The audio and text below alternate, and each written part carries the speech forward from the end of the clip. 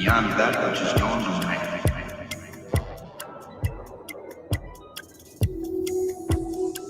It is a dimension as vast as space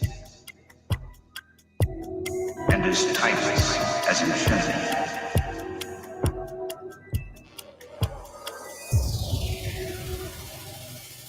It is the middle ground between light and shadow, between science and superstition, and it lies between the tip of man's fears and the summit of his knowledge. This is the dimension of imagination. It is an area which we call the Twilight Zone.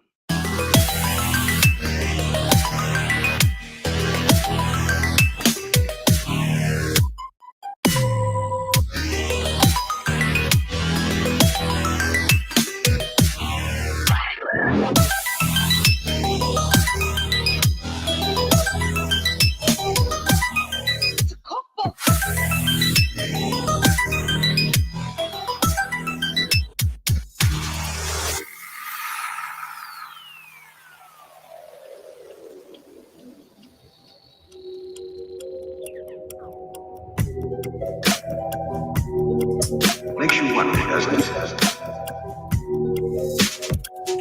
Where is this place and when?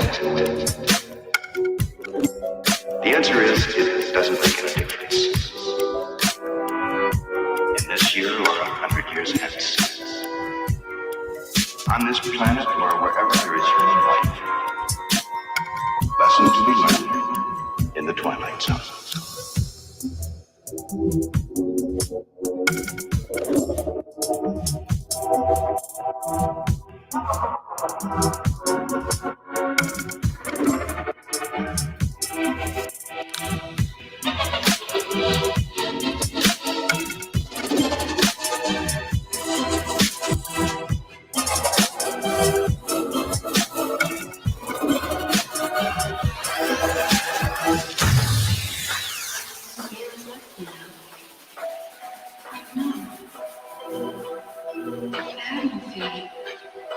It's as if someone had poured out some kind of plug in me.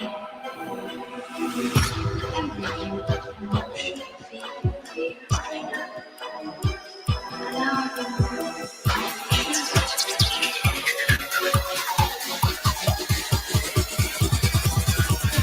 All of you have just entered the Twilight Zone. 4, 3, 2.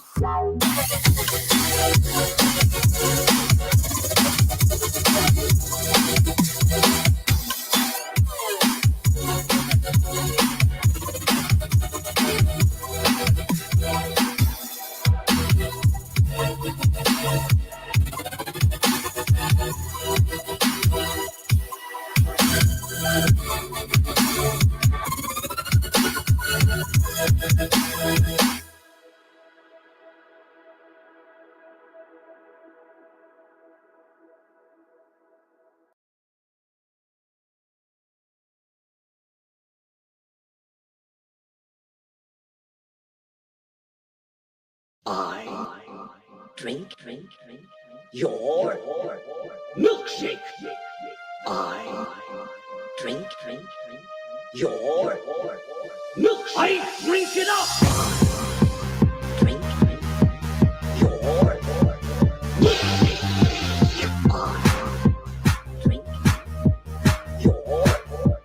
milkshake. I drink your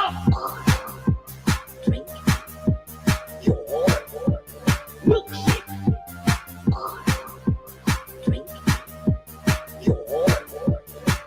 I drink it up. Drink it up. I drink it up.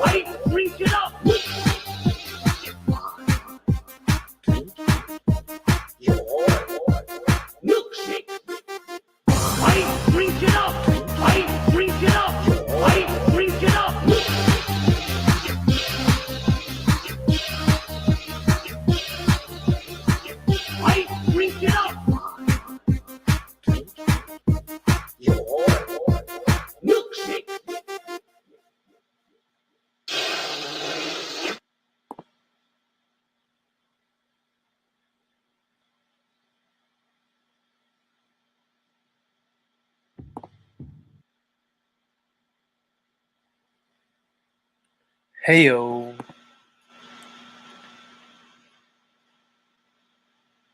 Let's get it going. Heyo. Come on now.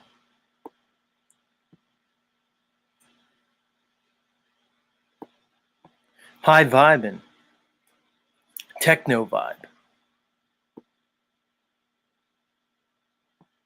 We gotta get those high vibes going.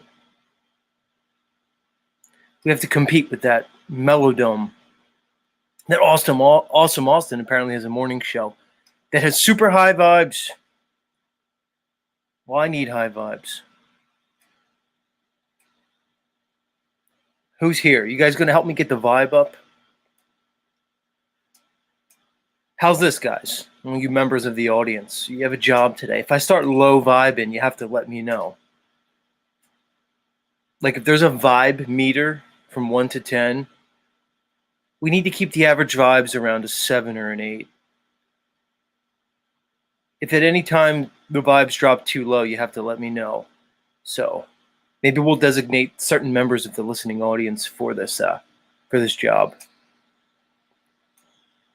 That's right. I give my listeners, work to do. Everyone needs to, pull their weight around here, so to speak. Yeah,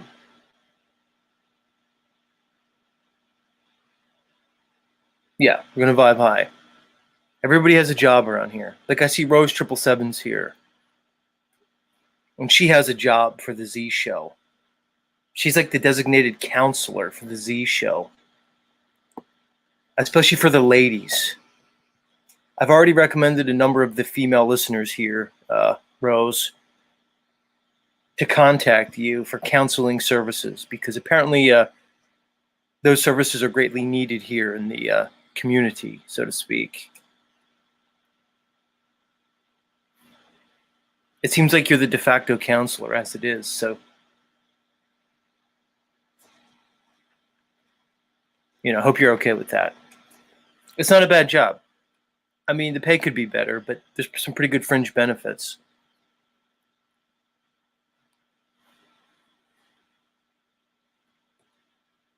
I'm just saying.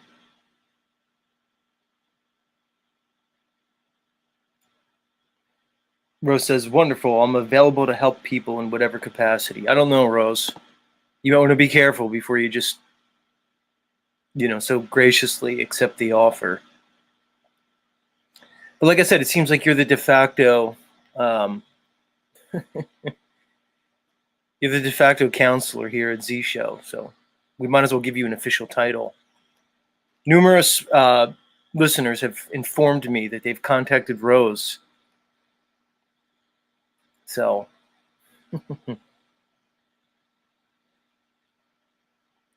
which is cool, Rose. But we might have to be careful because a lot of my listeners really don't quite trust Rose 777.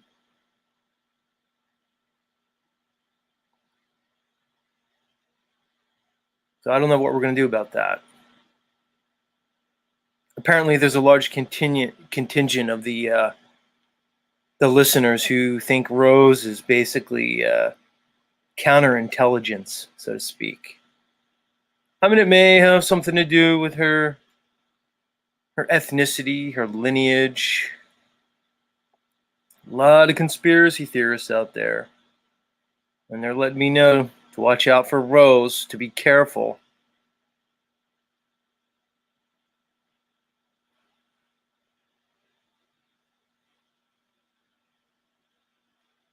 So just watch out, everybody.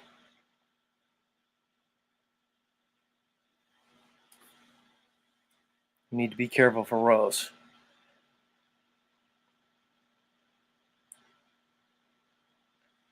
The other day we were kind of wondering, is Rose like a secret agent? Why do people keep telling me, oh, Z, watch out for Rose? I'm like, Rose of all people? She's so like kind of innocent. And she's so, so inconspicuous. And then I thought, wait a second. I know how these shifty Hebrews work. Of course I wouldn't suspect Rose. That's what makes her the perfect Mossad agent. And then I'm like, oh, I see. Now I get it. Now I know how they work.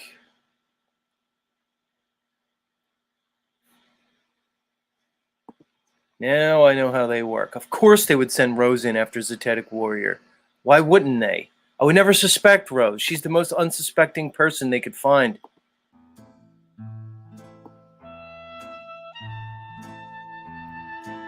We know how this goes down, everybody.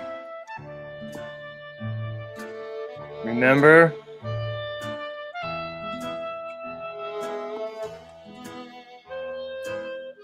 Rose was just living her life, enjoying being one of the Jewish people. There's a lot of benefits. I mean, there's some downsides too. Like you have to live in a fucking desert that you're not acclimated for. But there's a lot of pluses.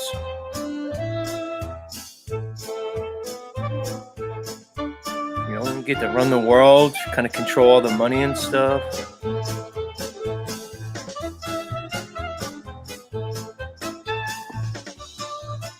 Come on, Rose. Now's your chance to come clean with everybody. Let us know the truth. Let us know the truth, Rose. You were approached some time ago by Mr. Bibi Netanyahu, and you were given a very special secret mission. Your mission was to infiltrate the truther community.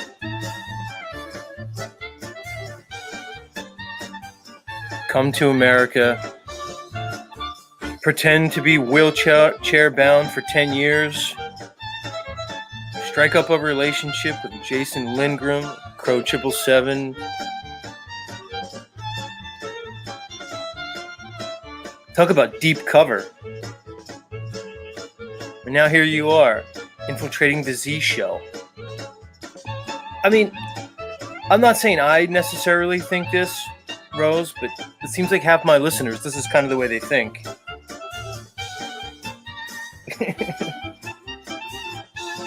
I'm just saying.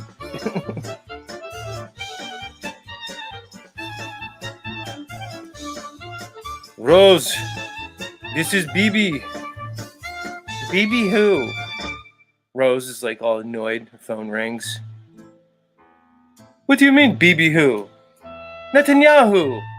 I'm the fucking prime minister, Rose. Oh, yeah, you, Bibi. How's it going? It's going well, Rose. Not too bad. Not too bad. I started the diet recently. Yes, I'm on a cleanse. Oh, good for you, Bibi. You're cleansing? Yes. Well, what can I do for you, Bibi? You know I'm busy. Well, Rose, we have a very special mission for you. You will go to America. You will become the producer of the Crow 777 show. And you will infiltrate the truther community. You understand this mission?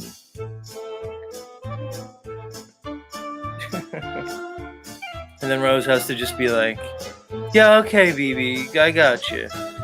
Truther community, pretend to be wheelchair bound. Yeah. Like, of course. I could do this easily. I'm Mossad. We're shapeshifters.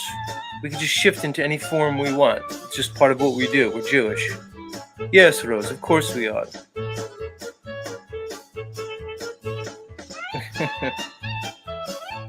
What are you saying?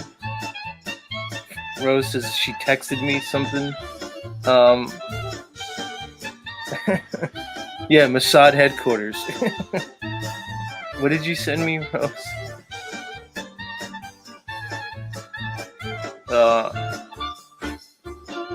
She said I sent you a text message about what I do behind the scenes. What did you send me? Um,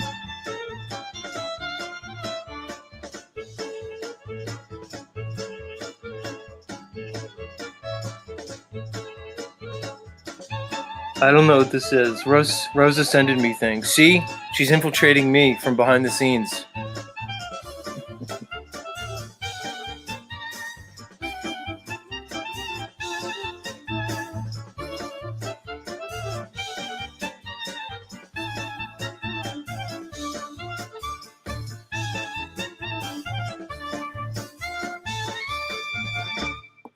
Hey! I don't know what this is. Rose sent me something. Somebody sent her a message. I appreciate you for taking the time to help me.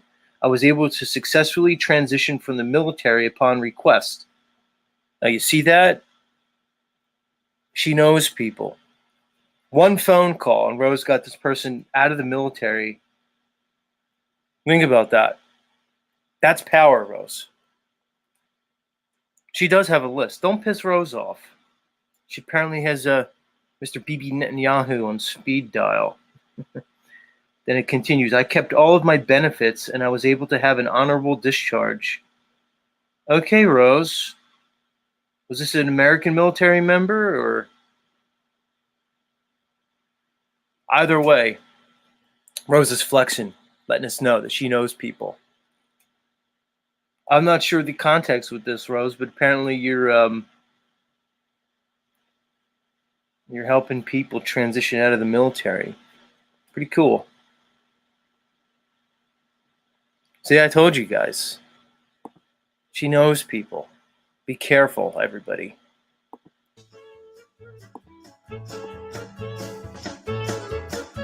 P.S. I just like this music. So any opportunity I get to play my Jewish Hanukkah copyright-free music, I do so.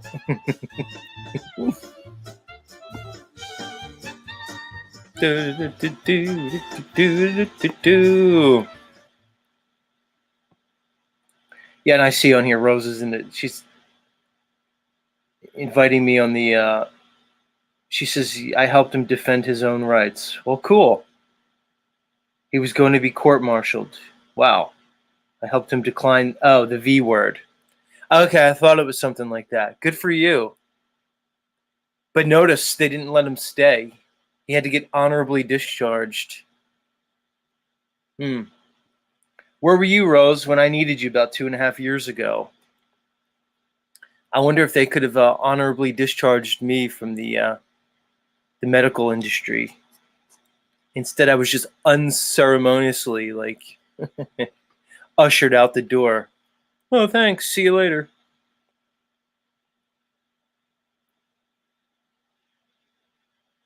Yeah, I was wondering if it was something about the V. Interesting. And then what else were you saying in here? Oh,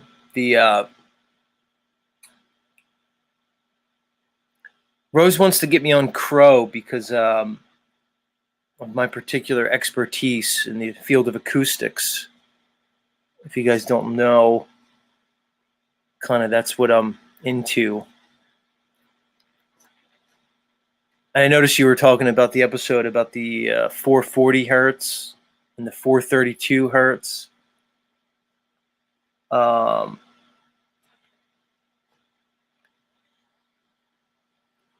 Yeah. I can talk about that 432, 440 thing. You should have had me on, Rose.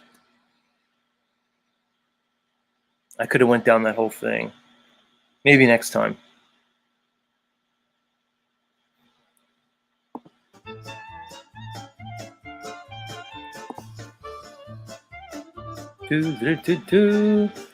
Rose, you will get Zetetic Warrior on the Crow 777 show. He will not suspect it. Once there, we will have all the evidence that we need to bring him down.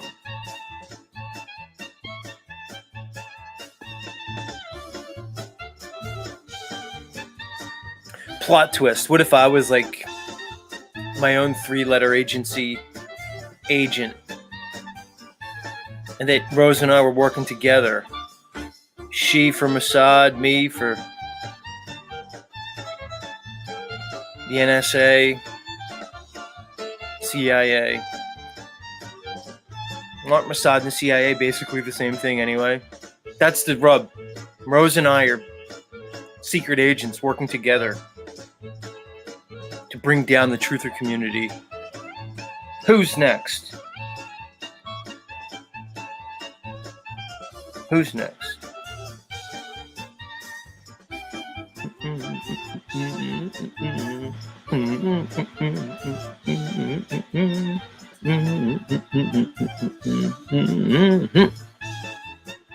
Fear not, I'm just joking. I'm not really CIA, and I doubt very much that Rose is Mossad, although it would be fun.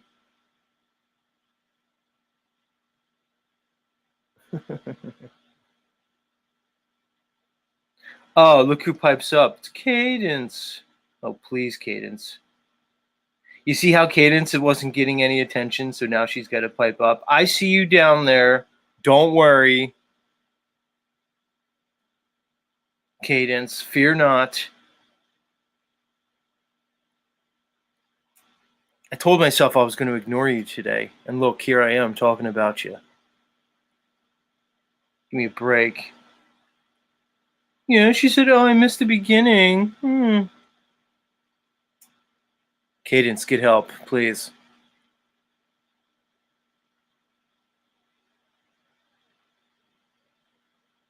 I told myself, I said, okay, I'm going to cut the cord on the lovely Cadence. For her good, for my good, for everybody's good. This isn't going to go in a good place. This is going to end up bad. She's already cried multiple times on my show. Yeah, don't say kick rocks.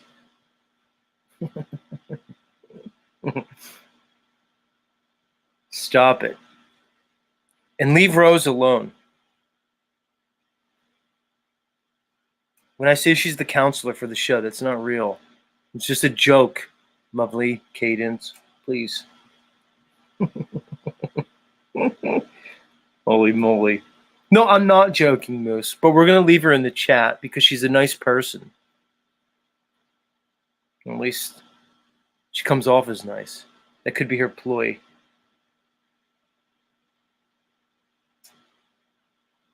Unbelievable. Yeah, okay, we can get the show started, Heidi. Heidi wants to pretend to be my producer.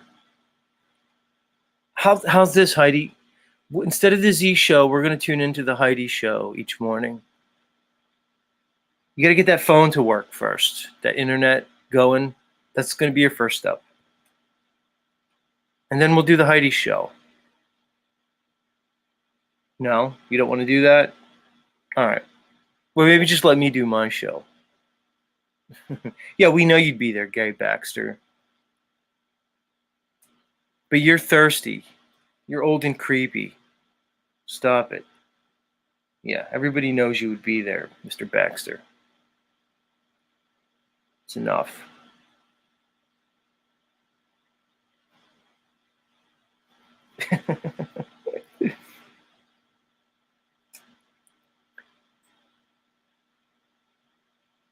Okay, producer Heidi, we'll get the show going. For you. We'll do it for you, Heidi. I'm here for you.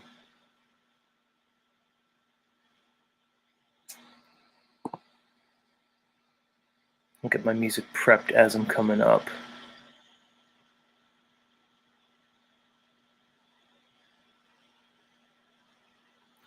Moose, just keep me to it today. We're going to keep Cadence in the chat. I'm going to have the producer Moose make sure that I stick to that.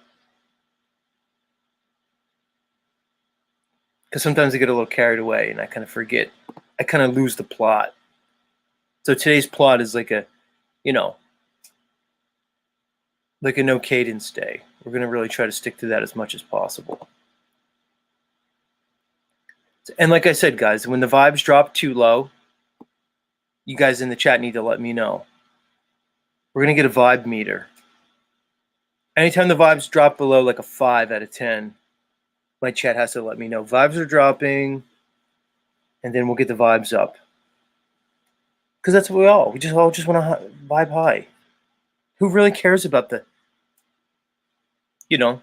news landscape? Who really cares about the geopolitical situation that we see unfolding in front of us? Who really cares about that stuff? Just vibe high, everybody. We're just going to vibe high.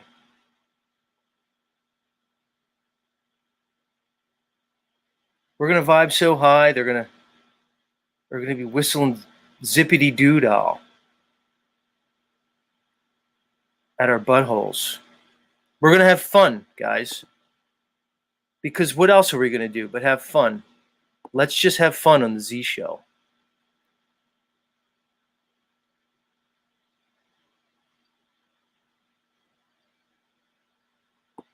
I mean, what else is it about? Vibing high, having fun. We're gonna have so much fucking fun we'll need plastic surgery to remove our goddamn smiles. You'll be whistling zippity doo dah out of your assholes. What was that there? What did he say? I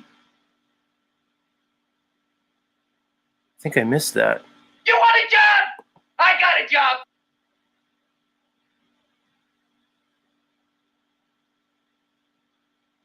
I'm gonna have fun, and you're gonna have fun. We're all gonna have so much fucking fun we'll need plastic surgery to remove our goddamn smiles. You'll be whistling zippity doo dah out of your assholes. Well, that's high vibing. That's... Oh, what are you laughing at, Cadence? You're not part of this show this morning. Stop it. All right, well, you can comment down there. It's my fault, Cadence. Proceed. Proceed, Cadence.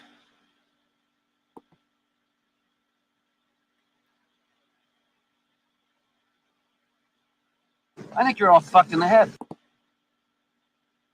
I mean, not you guys, just everybody else on the internet.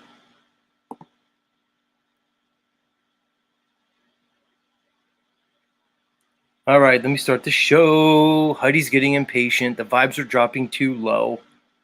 Smith W's here, sparking out. He's going to want me to do his segment later.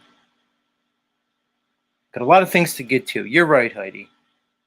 It's too much fooling around this morning. You're right. We're going to let you produce. Gotcha. All right, let's get this damn show on the road. People come here, they come in here to listen to me. It's an expectation of performance. Am I going to have to do a diary entry? Diary entry again. Alrighty. Hi, everybody. Official opening commencing in 3, 2, 1. Yeah.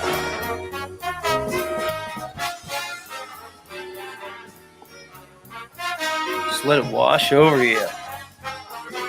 Old-timey Hollywood, baby. Nothing better. Let's get it going. Good morning, everybody. Grand Rising and Grand Approach. Welcome back to Z Show. That's right. The show that really never ends. It seems like we never go off air. Here we are again. It's the Truthiverse, everybody. It just kind of runs 24/7. Look, if you get bored here, you can go somewhere else. You can go anywhere. It's a big internet, but you found your way to Z Show, my show. It is the end of the rabbit hole. It's the bottom of the rabbit hole. End of the rainbow. Either way, we're broadcasting live and in living color around the level horizontal realm. Let's see what happens today. Will we meet any special guests? Will we laugh? Will we cry? Hopefully no tears, because Cadence, I'm leaving you in the chat today, okay, sweetheart? It's just the way it's going to be. Just be thirsty for somebody else. Like I said, Ian's coming back, everybody. That's right. We Are Awake TV. Even though Cadence says that she doesn't like Z or Ian anymore.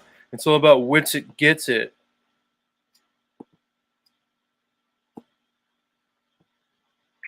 Cadence is like a freshly hatched duckling.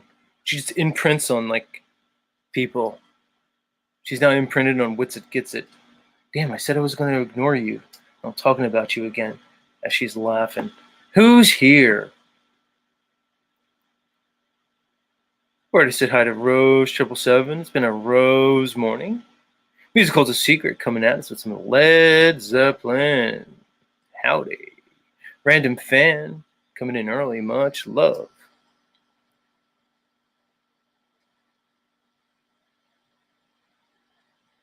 Who else is here? Joe Moore. Shalom. Pale Horse Rider in the house. Three Fingers coming at you. Where to say hi to Heidi? Divine Spirit 313. How's it going with you? Who else is here?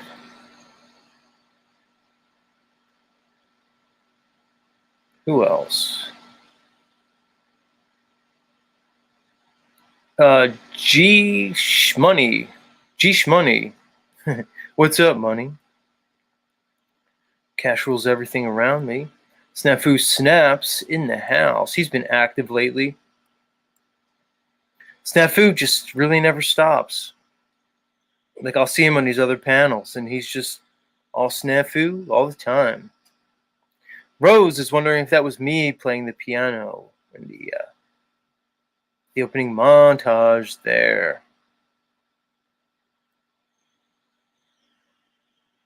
Who else is here? We said hi to Moose. No, I've not been abducted by aliens. D'Angelo in the house. Much love, good sir. Glyph, buongiorno to you too. Open your eyes, connect dots coming at us. That's right, I'll drink your milkshake. Although Z doesn't drink milkshakes, I don't do dairy very well. Certain cheeses. You're not going to really see me drinking any milkshakes, although it would be nice. I eat like a very particular diet. I eat like the same things over and over again. I don't have much variety. Who else is here?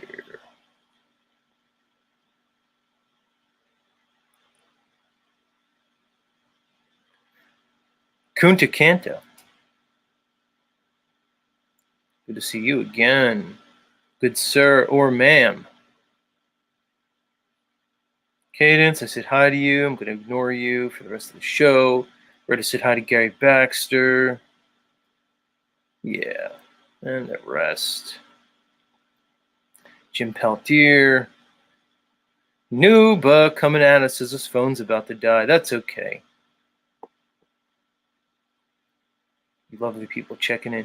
It's always interesting for you non-US people. Like, I try to picture like where you are listening, what the weather must be like, the time of day.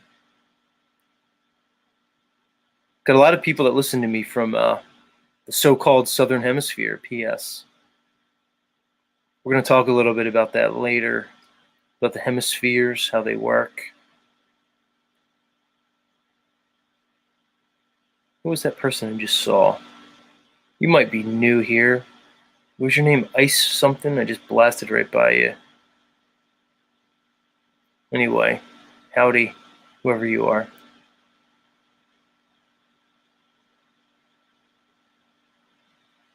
Yeah, much love, much love. Yeah, interesting, Rose, about that message you sent me about getting that person honorably discharged. Ice Grills in the house.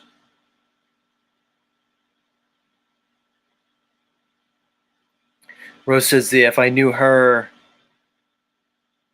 back during the debacle of 2.5 years ago, things. Well, Rose, the reality is I was ready to leave. I didn't want to stay there in that environment, in the healthcare environment.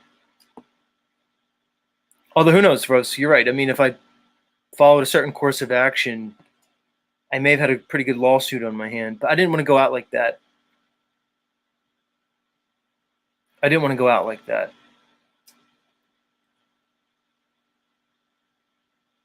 Land of the Blinded coming at you.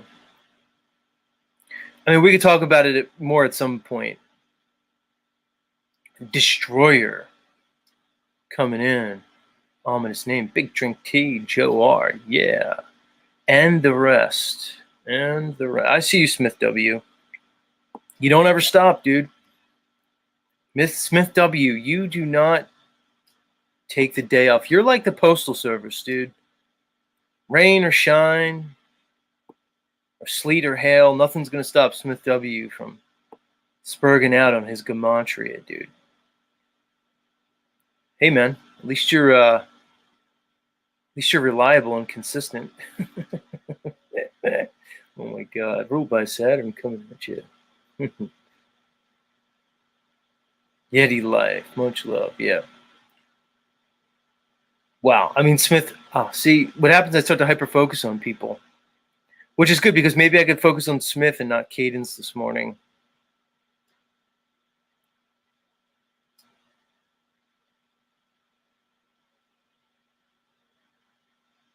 I need to stop hyper-focusing on some of you people. It's too much.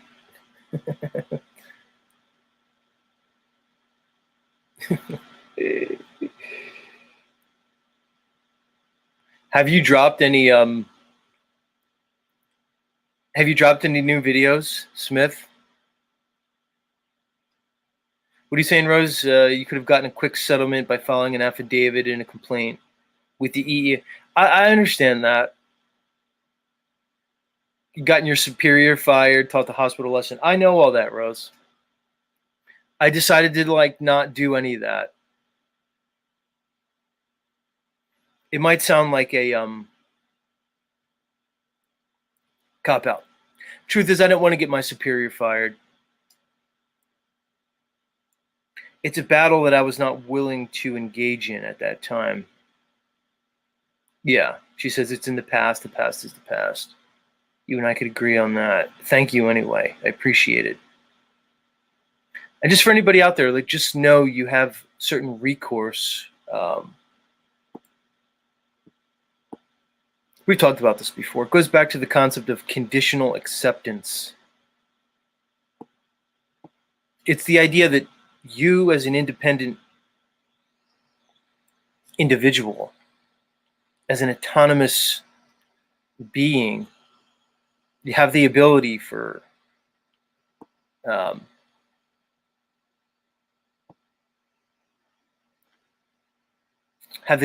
to negotiate when you're presented with certain situations from a so-called authority. In this case, it's the state, basically. Power of the state. So the idea is, when presented with what you conjecture is an offer, now, whether it's an offer or not could be debated. Because if you're under some form of coercion, so to speak, if somebody has a metaphorical, let's say, gun to your head, metaphorical, or maybe literal, then are you really in a position where there's choice? At what level does the coercion cross over towards compulsion?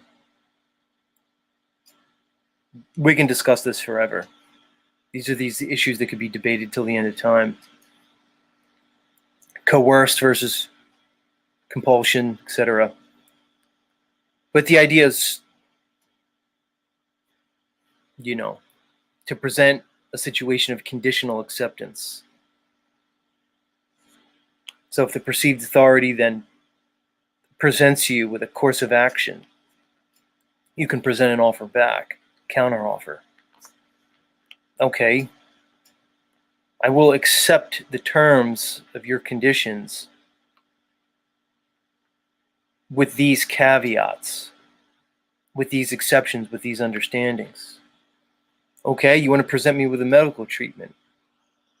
Well, if you can show me, beyond the shadow of a doubt, the safety and efficacy of said treatment, then maybe I'll accept. If you could assure me that you'll cover any liabilities associated with the acceptance of your offer, then I may accept. It's an interesting way to conceptualize the negotiations, but has to start first with the understanding that you have the ability to negotiate, that you're in a position to do so. Oftentimes, when you're in a negotiation, you understand that the one who has the true leverage is usually the one in the better position in the negotiation. Usually you could leverage something.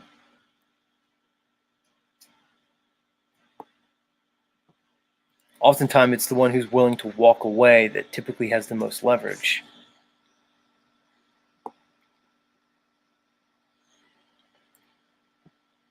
Anyway, how to get off on that? How to get off on that little jag?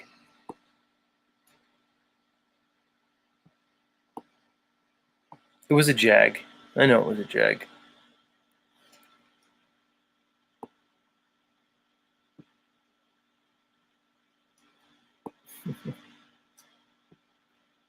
Moose, we're not paying attention to Cadence today. We're going to let her squirm.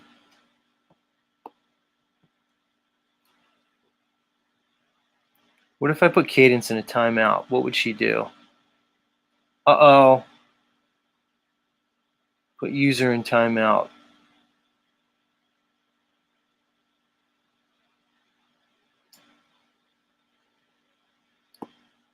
Sorry, Cadence. I had to time you out for 5 minutes. More for my sake than yours. Maybe it's just a lack of control on my part. Because I'm like obsessing. Seeing your name in the chat. See what happens? You've like worked your way into my consciousness. And now I have to like deal with the whole thing. I'm like, okay, now I have Cadence on my consciousness. So, all right, I just gave you a little 5-minute break. Not like you did anything wrong.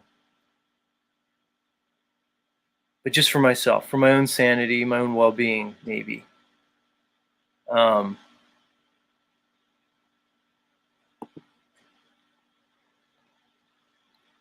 Just guys know that you're not going to see Z taking any trips to Michigan anytime soon.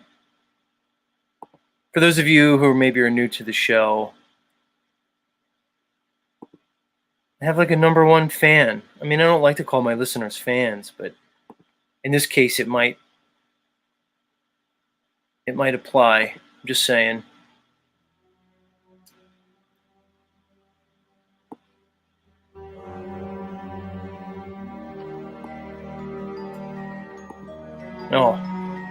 Oh no, I put Cadence in timeout for my channel, but for some reason her presence is still kind of around me.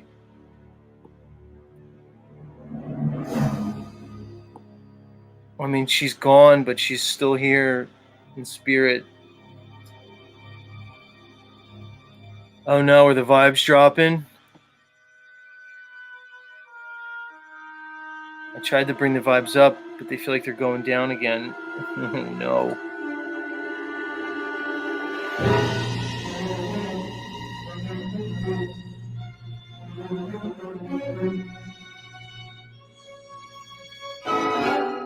I'm working on a new novel. It's kind of like a Stephen King novel, you know, like sci-fi, horror, and mystery. It's every time I go to sleep, Cadence is in my dream. Like instead of Freddy, it's Cadence. So like now I'm in a thing because I can't sleep, and every time I do, I'm in some weird dystopic nightmare involving the lovely Cadence.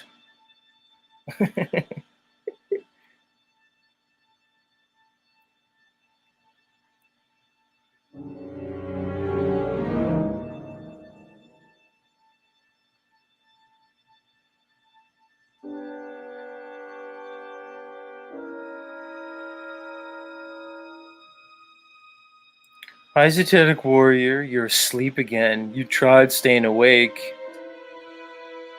but you can't avoid me. You'll never escape me. I'm here forever.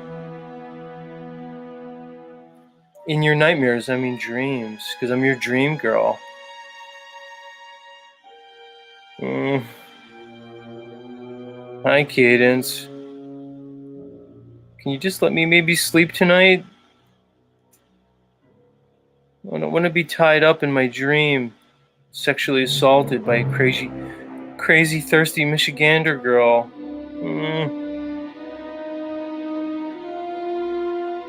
No, Zetetic Warrior, you're mine. And then the plot twist is that in real life I have to figure out a way to get Cadence out of my nightmares. So I have to go on a mission to find Ian from We Are Awake TV. And I have to convince him to go back onto the air, back onto the YouTube airways. So that way Cadence can hyper focus and obsess on him. And that becomes the show. And I befriend Ian, you know. He doesn't realize I'm just trying to get him to get his channel back up. So Cadence has somebody else to obsess on.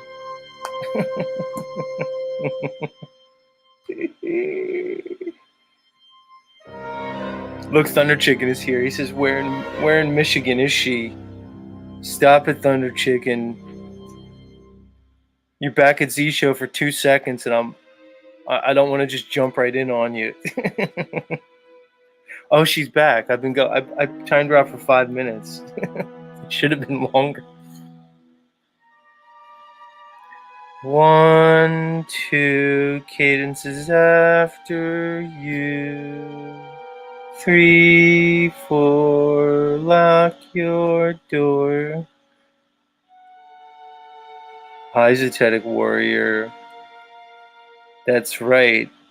Until you can get Ian to start his channel back up, I'm going to invade your dreams every night. That's a movie right there, everybody. I want somebody to help me produce this.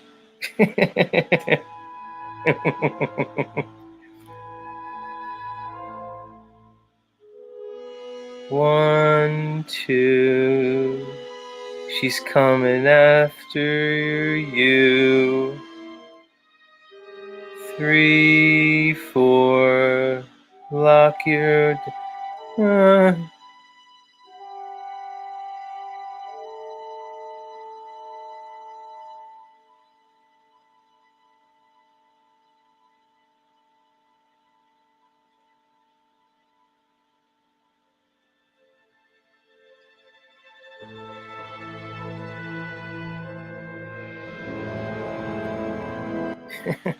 All right, that's enough. It's a little too self-indulgent. I can't help myself, though. I'm not letting you up here. Cadence, this is for your own good. Yeah, hair flip, Grace face. Yeti Life says hair flip. All right, it's time for an interlude. I've messed around too much this morning. This is a serious show. We talk about serious, real things here. Can't just spend all morning being goofy and silly. Although, why not? Why not? It's the Z Show, everybody.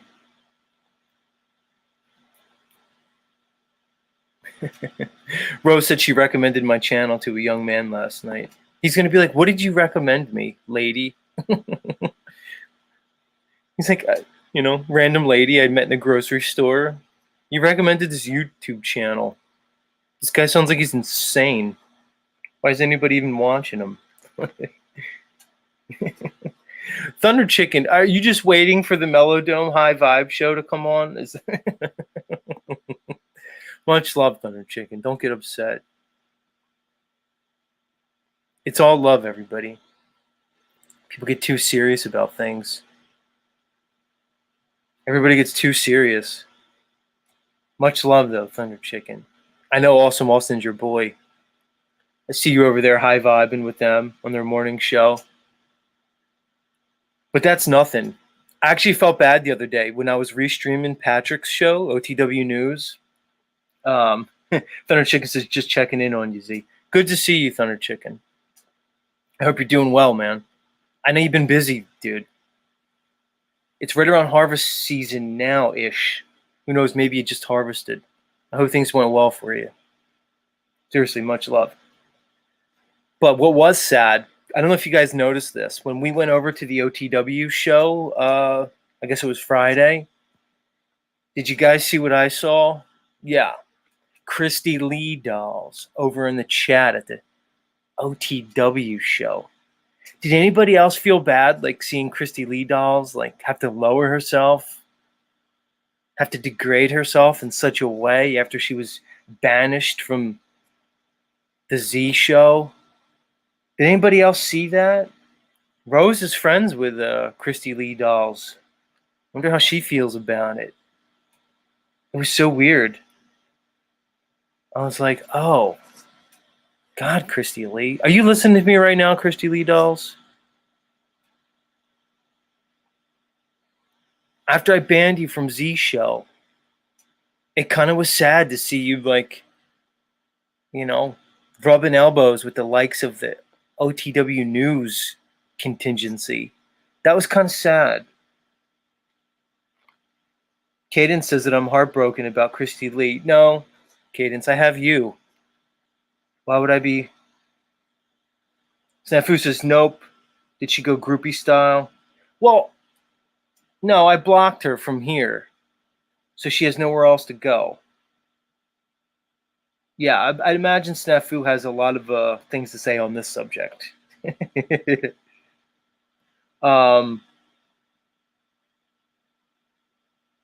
Heidi says, I don't feel sad or bad. Look at Heidi pipes up, of course. Well, Heidi, it was just weird for me. It was like, oh, you're with him now. You know, you guys know what it is. You're like, oh, okay, I get it. I never thought you'd end up with that guy. You know. It's like I wanted so much more for you, Christy Lee, after the dissolution of our relationship. And you end up with OTW News. Has that ever happened to you guys? Like after a relationship, you see the new boyfriend, you know, your ex is rolling around with a new boyfriend, and you're like, that guy? Like that's the guy?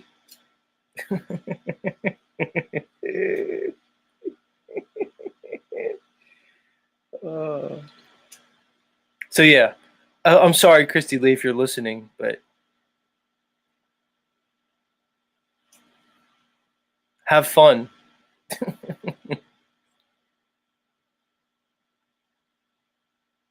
I would let my audience vote. All right, I'll let the audience. I'm going to put it to the audience. Put a 1 in the chat if you want me to let Christy Lee dolls out of jail. Put a 2 in the chat if she just needs to stay in jail. Let me hear what the audience has to say. Like Snafu, Nuba, Moose, Heidi.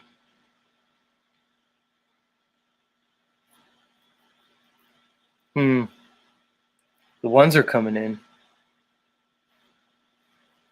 Somebody put a 2. Another 1, another 2. The 2s are coming in now. The 1s have a slight lead. 2s are, that's a tie now. Yeah, see?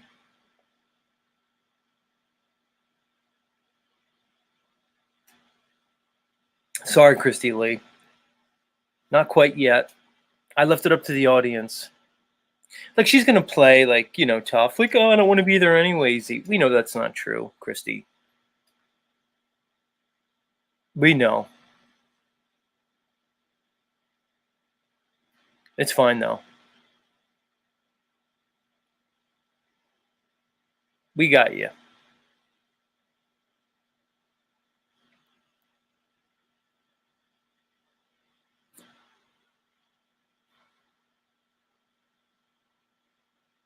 All right, guys, time for a musical interlude. Don't go anywhere. See you soon. More Z Show coming up.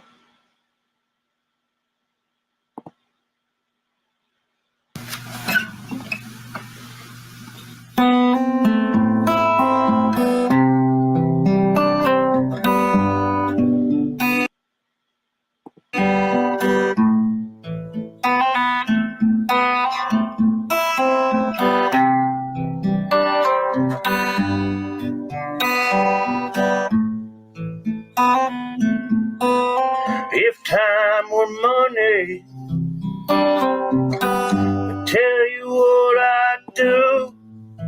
I would spend every minute I had right here with you.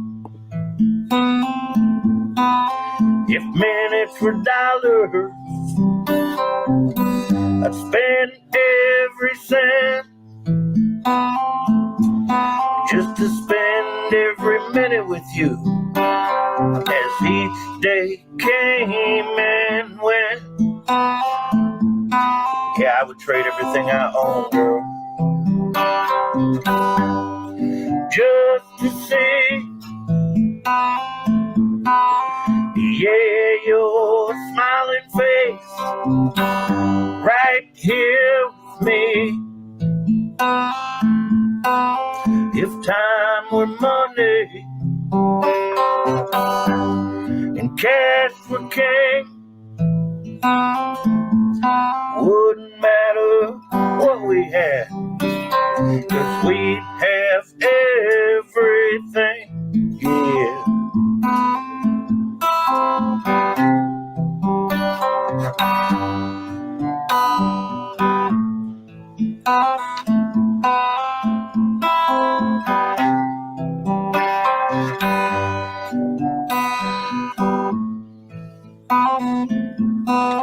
If time were money, I'd tell you what I'd do. I would spend every minute I had right here with you. If time were money and cash were king, wouldn't matter what we had, 'cause we'd have everything, yeah.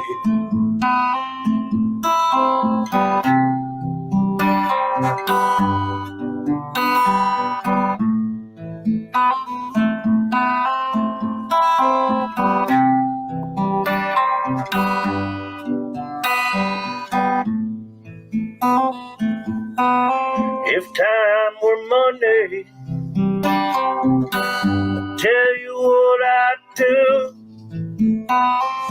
I would spend every minute I had right here with you.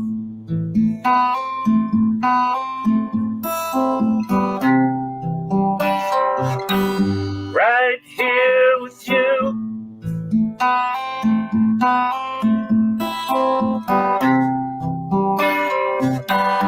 Right here with you.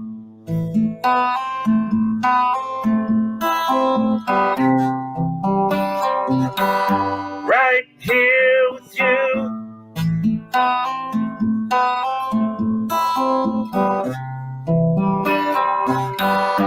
Right here with you, yeah. If time were money, would you think? In this world, it is.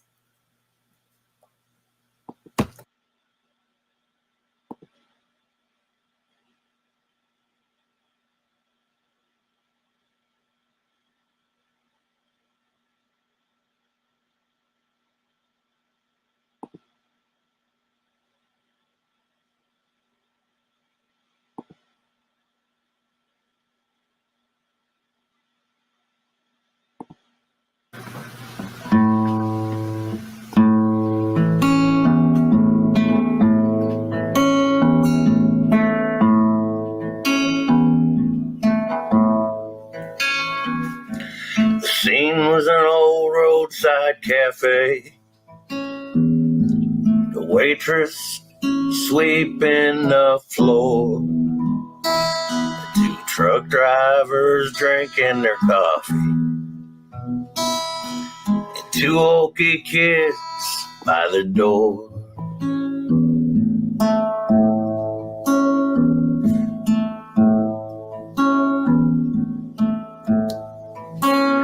How much for them candies, they asked her. Well, how much have you got? She replied. Well, we've only 1 penny between us. Well, they're 2 for a penny, she lied. And the daylight grew heavy with thunder, with the smell of the rain on the wind. Isn't it just like a human? Here comes that rainbow again. And the truck drivers cried at the waitress after the boys went outside. Hey, them candies, they ain't 2 for no penny. Yeah, what's it to you? She replied. Well, in silence, they finished their coffee. And they stood up, they nodded goodbye. She said, hey, you guys left way too much money. Yeah, what's it to you? They replied. And the daylight grew heavy with thunder, with the smell of the rain on the wind. Isn't it just like a human? Here comes that rainbow again. Isn't it just like a human? Here comes that rainbow again.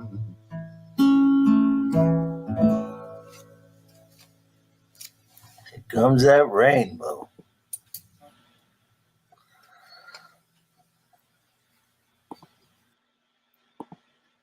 Yeah, coming at you. Thank you, Mr. Lucky Haskins. And that's right, Thunder Chicken. Lucky is another Michigander. It's a Michigander morning here on Z Show. Yeah, the lovely cadence. You, yourself, Mr. Thunder Chicken, and Lucky Haskin. Lucky's comes at us from the UP, which is the Upper Peninsula. Some of you may know that. Maybe I could drop a link for Mr. Lucky Haskins' channel. You guys go give him a sub. That is, if I could find him. He should be right here. I mean, I just played his song. Here he is.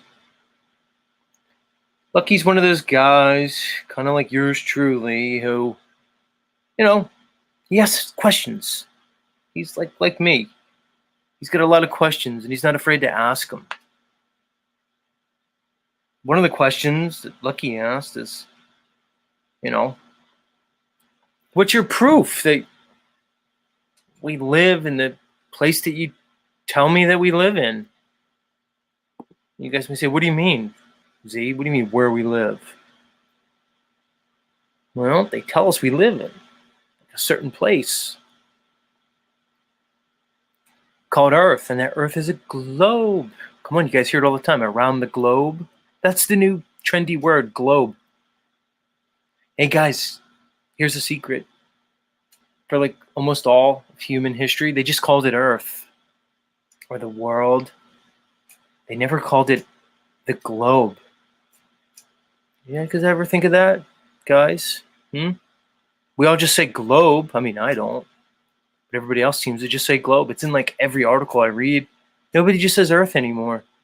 It's always globe. I don't know. To me, it's a little too conspicuous when I read these articles, no matter what it is. Around the globe. Well, lucky like myself. Says, well, you keep saying it's a globe, globe, globe. But where's the evidence? Where's your proof? You just keep saying it over and over again. He's one of those guys, this lucky guy. So his link's in the chat, everybody, if you want to go check him out. Maybe hear him talk a little bit about, talk regarding his thoughts on where we live.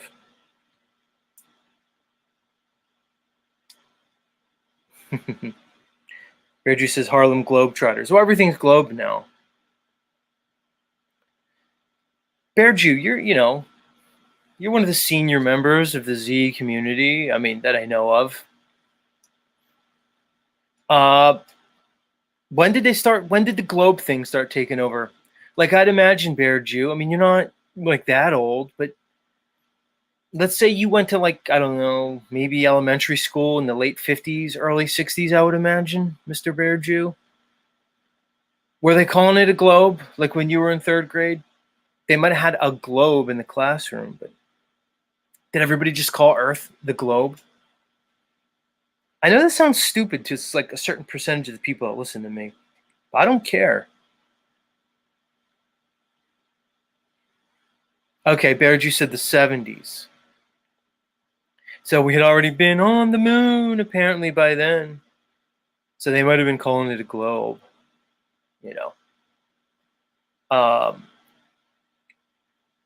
Yeah, that makes sense, Bearju, if you were in the 70s.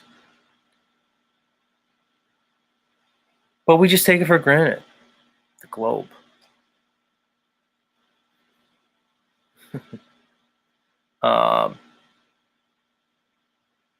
Gary Baxter said every classroom had a globe in it. I'm sure. But it wasn't always like that, guys. At one point, your classroom would have had a map on the wall. Most classrooms had a certain map on the wall. Let me show you guys. Since we're bringing it up.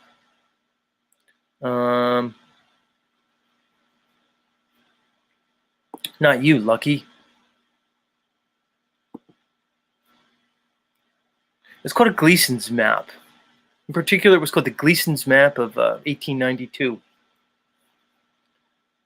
Let's kick off the next segment, everybody. We're going to the Z files this morning. And I'll talk to you about something called a planisphere. Because it's not just all fun and games here on Z Show. Yeah, let me pull this up. I want you guys to check this out. This map that you see on the screen in front of you, it's called the Gleason's map. Let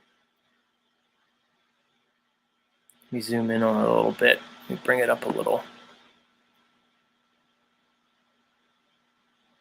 So as you see, as I hover over certain parts of it, it's highlighted in the window next to it.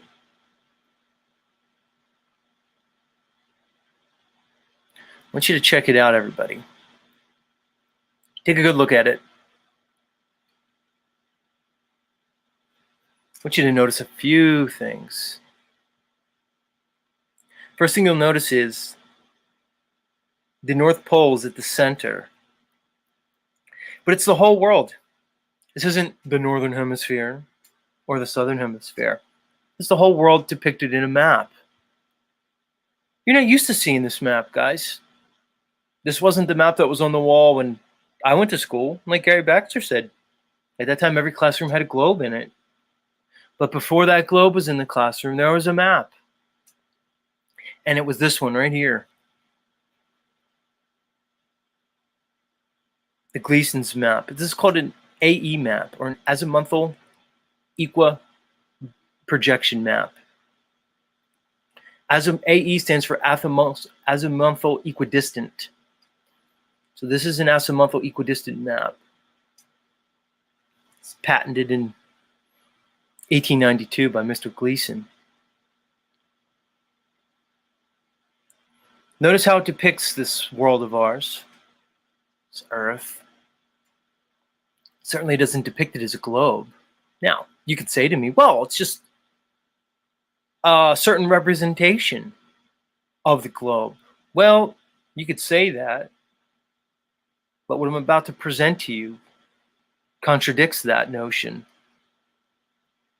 Because the reality is, unlike the globe that most of us had when we went to school, it is indeed this map that is used for all navigation by all the major armies of the world. This is the map that was used in the Great Wars. This is the map that is used in navigation even today. And even more so, this is the map that was used in the construction of one of the most accurate devices used for celestial navigation. And that is called the planisphere. And that's what we're about to get into, the planisphere. Because you know how Z comes on every morning and says to you, they tell you you kind of live on a spinning water ball that exists in the near perfect vacuum of space, making an eccentric orbit around the burning fusion gas ball that we call the sun. That's apparently 93 million miles away from us and about 800,000 miles in diameter. And as we're spinning faster than the speed of sound, at the equator at least, and as we're moving at even greater speeds around the sun, apparently about 66,000 miles an hour, and as we do all of these things, of course we never feel that.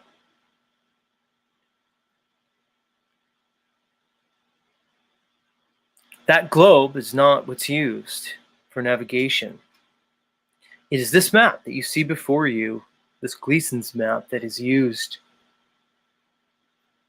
And Z's going to show you how this map is the basis of the most accurate celestial navigation calculator. It's an analog calculator, a calculator nonetheless, of this world.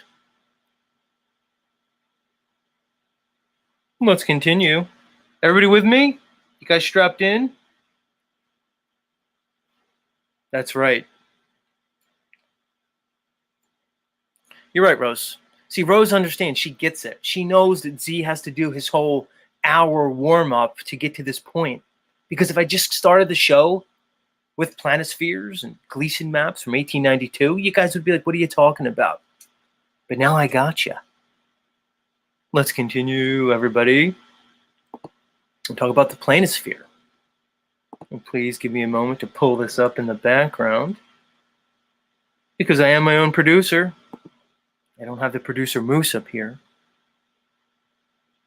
Everybody, by the way, Moose isn't a real producer. He just plays one on the internet. We love you anyway, Moose. What are you even, Moose? I guess maybe retired shopkeeper? No, retired hotel keeper.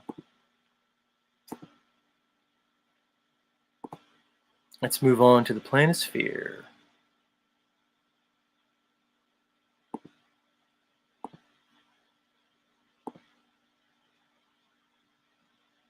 There we go.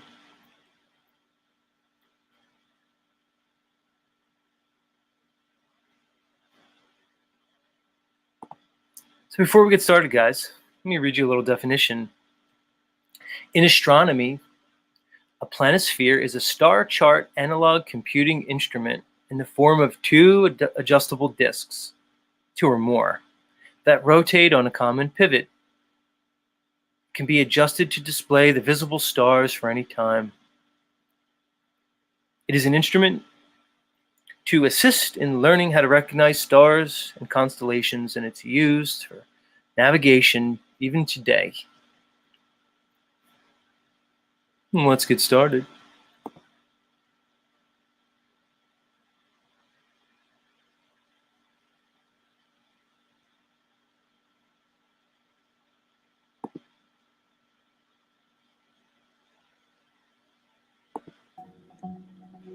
Alex Gleason created his map at the end of the 19th century as the basis for a timekeeping device that he patented. When someone files a patent application, the date that it's filed is recorded to avoid people stealing an idea while an application is processed or pending. As such, the date that a patent is filed and the date that it's finally allowed to stand are usually some time apart. It's the date allowed that matters most because it's the earliest date that the invention is considered to exist. The more eagle-eyed among you may have noticed that the application date and the allowed date are some 6 months apart. Now you know why. If you want to patent something that includes Fair use. This is for educational purposes. Thank you. parts that are invented by someone else, you must cite the patent number for each of those parts. You can't put a new patent on someone else's invention. You can only patent your own bits. When you apply for a patent, your application must cite the patent numbers for any part of your design that was made by someone else. At the bottom of many patent applications, you will see the numbers for those patents that are cited. So let's see if anyone else thinks Alex Gleason's layout is credible. If you run a search on the internet using Alex Gleason's patent number, you'll find that there are 3 patents that use his map, all granted in the 1970s for. Oh, by the way, for all you naysayers out there, you can go verify this. You know how I know? Because I did it. Device called the Universal Planisphere Complete Guidance and Computer System that was invented by one William A. Eisenhower. In the same way that the ground can be mapped as a planisphere, so too can the skies, and when the two are used together, they provide an extremely reliable indicator of exactly where you are on the face of the Earth. Most modern navigators rely on GPS, but any good navigator will at least have a working knowledge of the lights in the sky for emergencies. The sun, the moon, and the stars all follow very precise patterns in the sky, and if you know where they are at any point in time, they can be used to calculate exactly where you are. Navigation needs only to head in the direction in which the compass is pointing, and use the sun, moon, and stars as markers to check that you don't stray too far from your planned course. Knowing where each of them are for any particular time and date has long been calculated. Notice we're talking about celestial navigation here. The idea that the heavens can be used to navigate this world. This isn't new knowledge. Sure, we have fancy devices here, like this planisphere is a convenient method for sea navigation. But make no mistake about it, the stars have been used in navigation since likely the beginning of recorded history. What does that mean? It means that the stars are fixed. It means that they're constant. Look at the word constellation. The etymology of the word constant is associated with constellation. It means that the stars are so fixed, they're so uniform, they're so much like clockwork that we define the idea of consistency by the consistency of the heavens. They don't move. Relative to each other, the stars are fixed. Thus, you can use these same stars, these same techniques that were used for hundreds and thousands of years, even today, with the same stars. No alteration. Let's continue. calculated by the astronomical and naval institutions of the world. And to find where they are on any particular time and date, we use an ephemeris.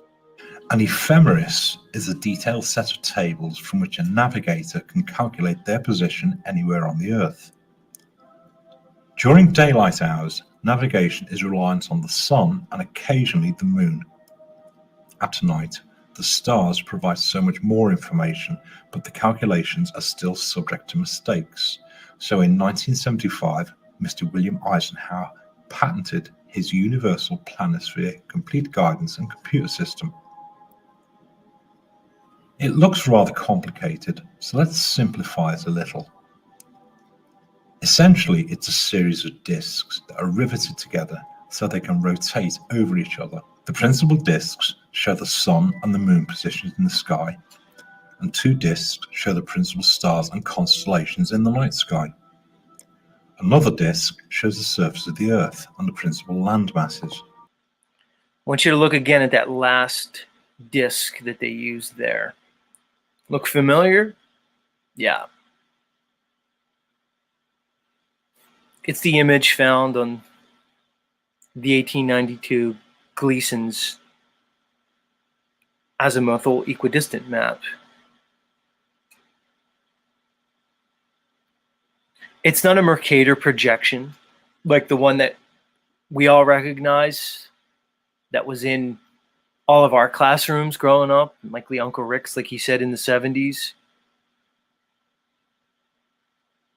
So you had the Gleason's projection map on the wall when you were in elementary school. You had the globe on the teacher's desk. But what you didn't have in the room is the actual map that is the most accurate representation of this realm. So accurate indeed that it's not only used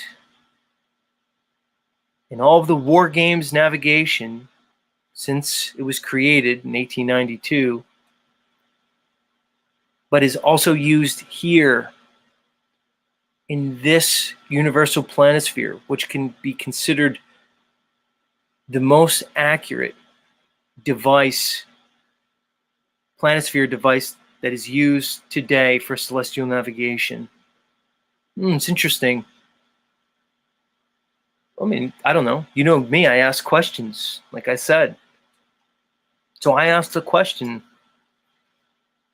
why were you showing me 2 representations of this Earth throughout my whole educational experience that are less accurate than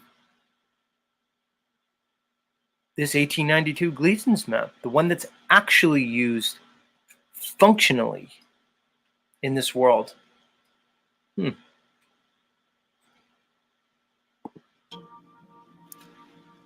If you look closely, you'll recognize the land masses match those that are shown on the familiar AE map. In other words, the AE map and its relative proportions are considered to be accurate enough for the purposes of world navigation. The plans here can be found on the original patent application, but they don't do it much justice, so I figured it might be nice to see what a real one looks like. It measures 16 inches across, so as you can probably imagine, it doesn't contain, nor does it need to show, any inland details. For all practical purposes, it needs only to show the coastlines of the world continents. Remember, ships stop when they reach the land. For anyone who takes a moment to look at the patent application, you'll read that it can be used to show which lights in the sky are above which points on the Earth, and conversely, which points on the Earth are below the various lights in the sky. It shows what the sky looks like from the ground. So, in closing, the flat, circular map of the world seems to have a fairly reliable track record for the purposes of navigation around the world when coupled with the lights that we all see in the sky. The lights in the sky can tell us nothing in themselves of the shape of the Earth, but they certainly do provide us with a reliable reference system. Perhaps the lights in the sky have more to tell us. Thank you, good sir.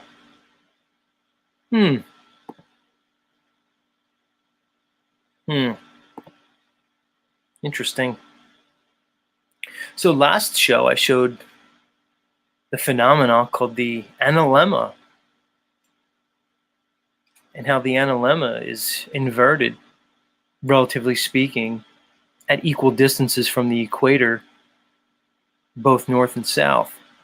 Why was the analemma that we showed inverted? Why was the most accurate map used for navigation? Well, why is it what many consider to be the quintessential flat Earth map? Interesting.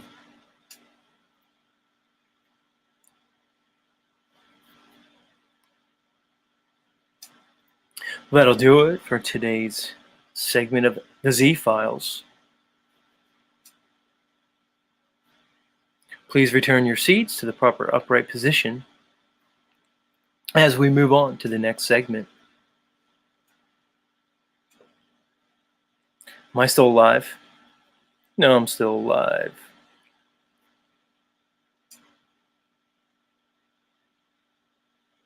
I have all these tabs open, so when my computer starts to get real slow, let me close some of these damn tabs.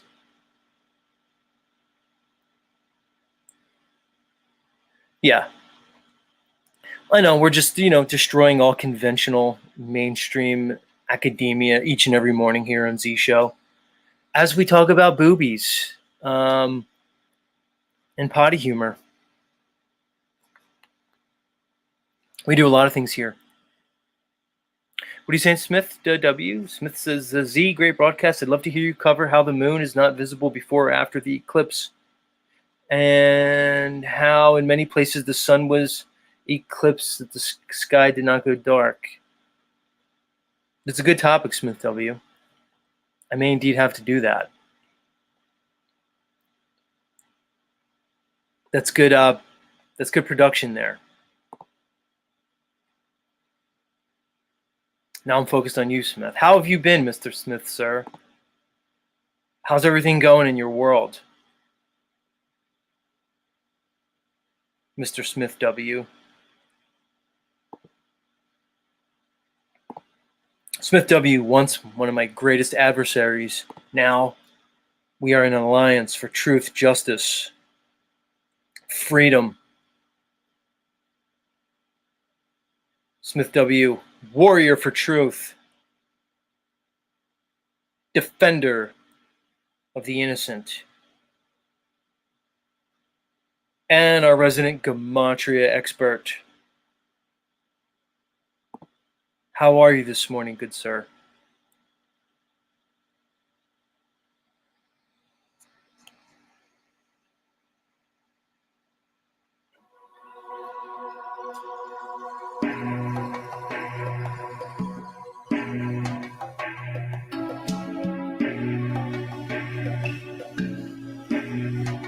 Smith W, our good friend.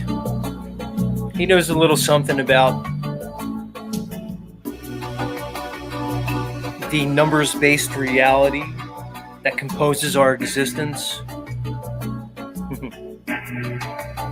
He knows a lot of stuff. I have it on good authority that Smith W knows the exact size and proportions of Michelle Obama's penis. That's right. That may be his most important, area of expertise. Mr. Smith W indeed knows the exact length and girth of Michelle Obama's Johnson.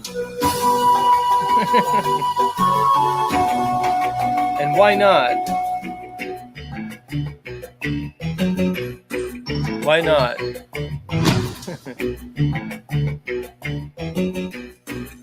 Smith W and I are currently in discussions because we're designing a new Washington monument. I don't know if you guys heard here on Z Show. That's right, Snafu. Numbers don't lie. Smith W and I are deep. We're deeply involved in the design, construction, and engineering of the new Washington Monument, which will be based off the exact proportions of Michelle Obama's penis. Sorry, Osiris. The new obelisk that represents our free nation will no longer be based on your severed mythical male member. Osiris's penis is old news. We need a penis of a new generation. We need a penis that speaks to Gen Z. And that penis is none other than Michelle Obama's large wang.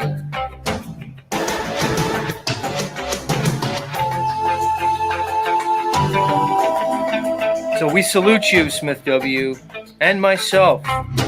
And stay tuned here on Z Show as we'll keep you updated on how this project is progressing here in the nation's capital.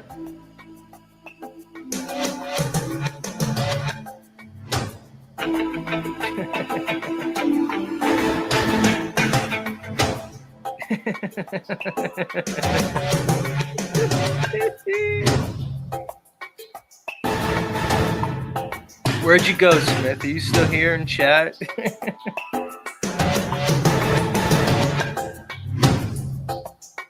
That's right, everybody. Smith W has all the hard-hitting info.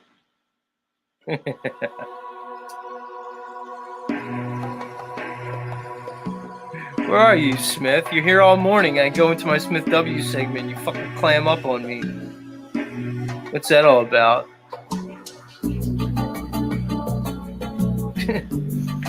Smith is in the chat talking to me about the tides, the eclipse, the flat earth. I'm trying to talk to him about Michelle Obama's penis.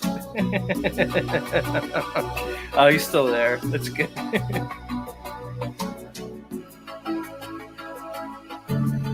I mean it, guys. The current Washington Monument's old news. Matter of fact, I consider it racist and bigoted. It's white.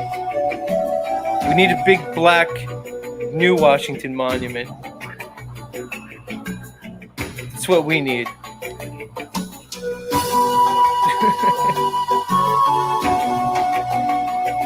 Hell, if they elect their president, what do you guys think? Michael Obama, 2024? I already told you guys. The perfect ticket would be Michelle Obama and Hillary Clinton. I think I'd even have to vote for that ticket just for comedy purposes. If we saw a presidency that included Michelle Obama as president and Hillary as vice, I mean, that's just basically comedy gold for at least 4 years or probably more. I'm calling for it. Who's with me? At least maybe that Mama Kamala, that Kamala Harris. We can get her in there.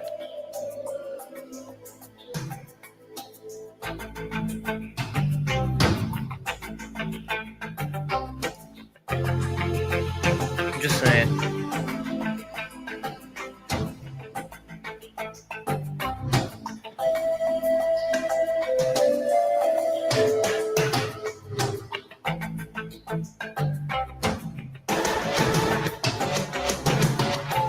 If indeed we can get those two lovely ladies into the White House, I'm thinking they might be able to share a bedroom. So not only would we have the first all-female presidential ticket, but we'll have the first female couple. Well, I don't know if we really can count as the first female couple with, Michelle. But either way, it'll be something. It'll be something we could be proud of as Americans.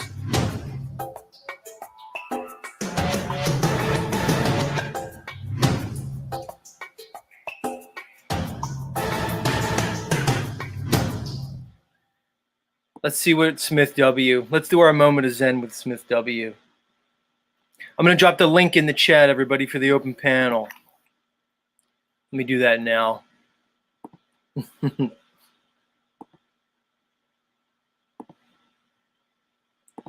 This is the moment where you get to come up, lend your voice to the Z show. That's right, everybody. We're creepy, we're kooky. But hey, at least we're not a bunch of fucking indoctrinated normie morons. At least we know how to have fun over here. Hey guys, are we high vibing? Come on, are we high vibing? I think we are. And now we're going to high vibe some more. Because as we wait for you lovely guys and dolls to come filing into the backstage, we're going to take a moment of Zen with Smith W. Hey Smith, take it away. My good Gematria loving friend. And as he lets us know, it's not apophilia. He in no way is just making seemingly meaningful connections from obviously meaningless items. No. It's Gematria, everybody. Take it away, Smith, please. All right, so on October 3rd, we had the former Speaker of the House, Kevin McCarthy, was let go. He was in office from January 7th to October 3rd, 269 days. The new Speaker of the House is Jim Jordan. I want everyone to pay attention. There's going to be a quiz following the presentation. If you don't score at least a C or higher, you're going to have to be put in Z show in school suspension. So pay attention, everybody. Smith W. does.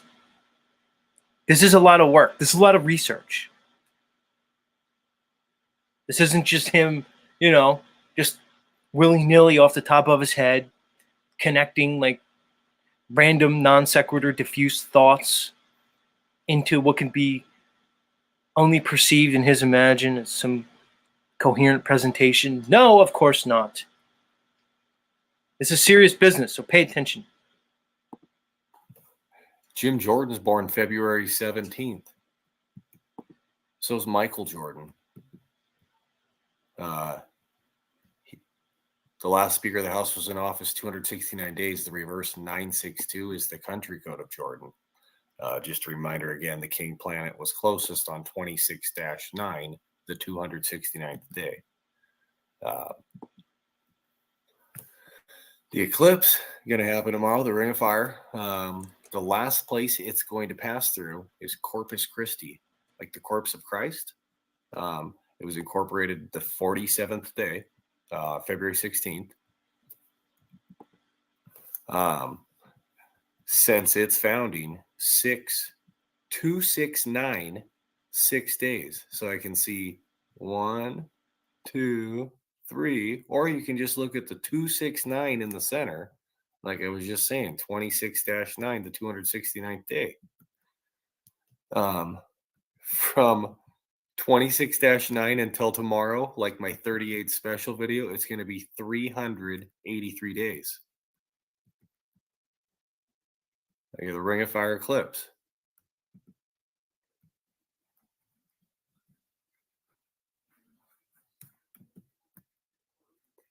Who sang the Ring of Fire? That was Johnny Cash, American legend, born February 26, 1932. From his birth till the eclipse, 33,468 days. Jupiter is the king planet, made its closest approach on 26-9.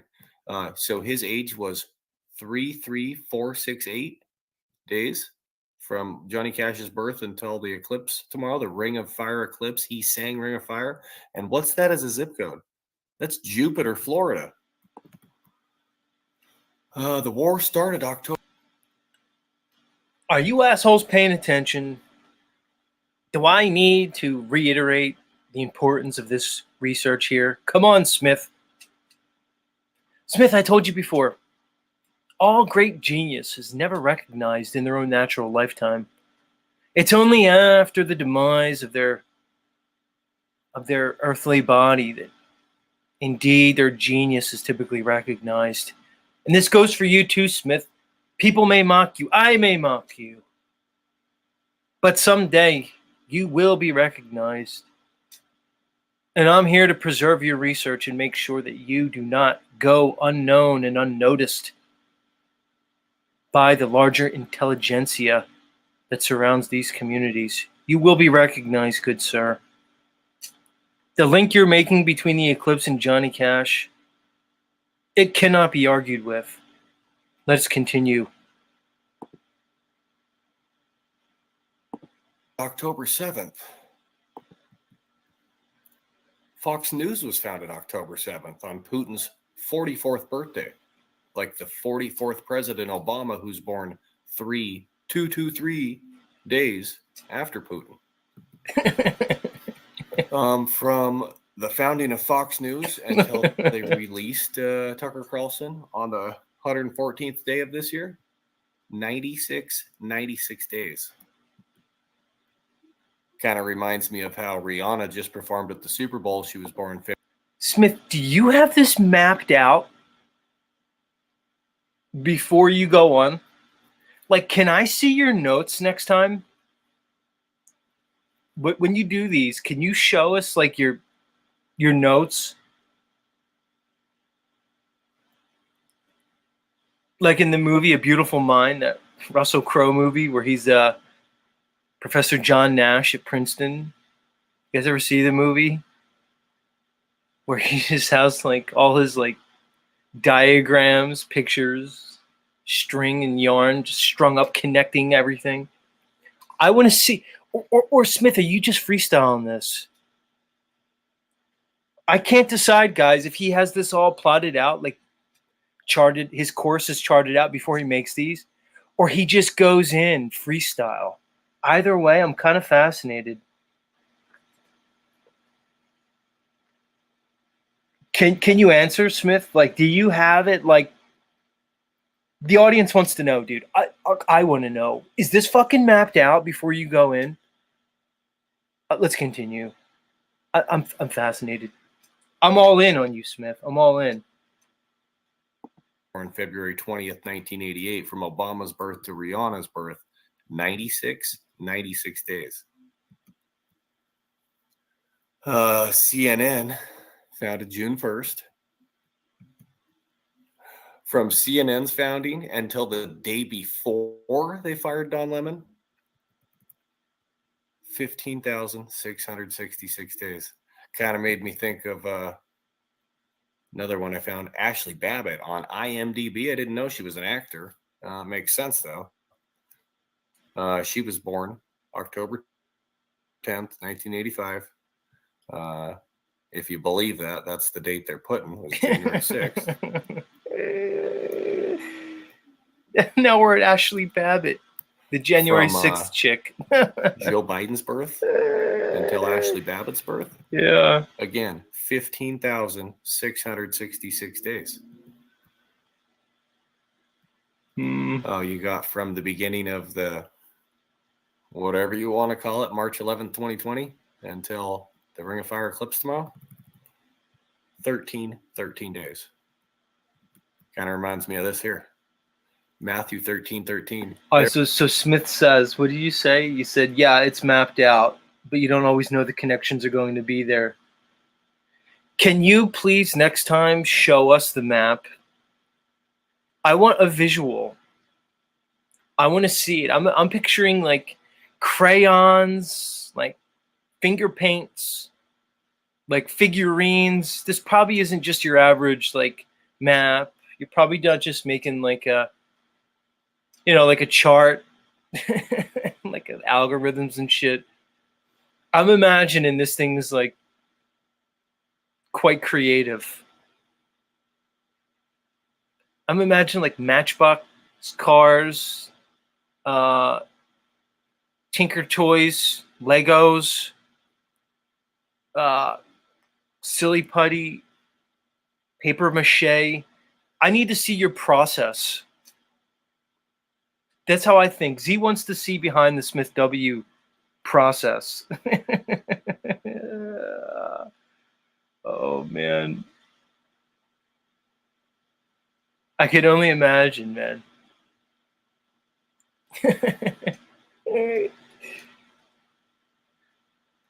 Like you're sitting around the dinner table with your family. All of a sudden, inspiration hits. It's like a scene from Close Encounters of the Third Kind. You start losing it. You're like, your wife's like staring at you. The kids are like, "Mommy, what's wrong with Daddy?" Don't worry, kids. Daddy's just off his meds again. I mean, he's having inspiration. It's research. That's right, honey. It's my research. I haven't taken my meds in years. Oh, that's why. I love you, honey. Oh my God. Therefore, speak I to them in parables, because they see not, and hearing they hear not, neither do they understand. 28 chapters in Matthew.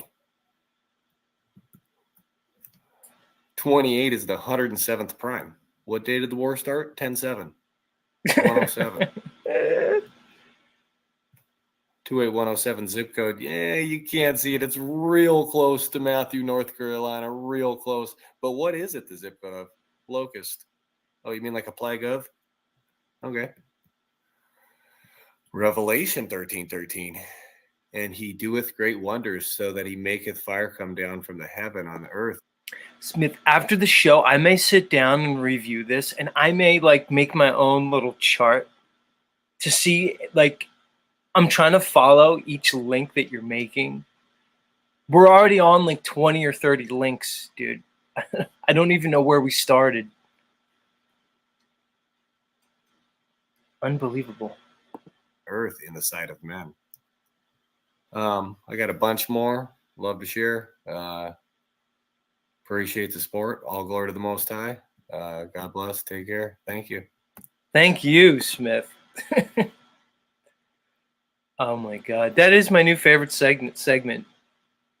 A Moment of Zen with Smith W. Hey, Smith, at least you're an original.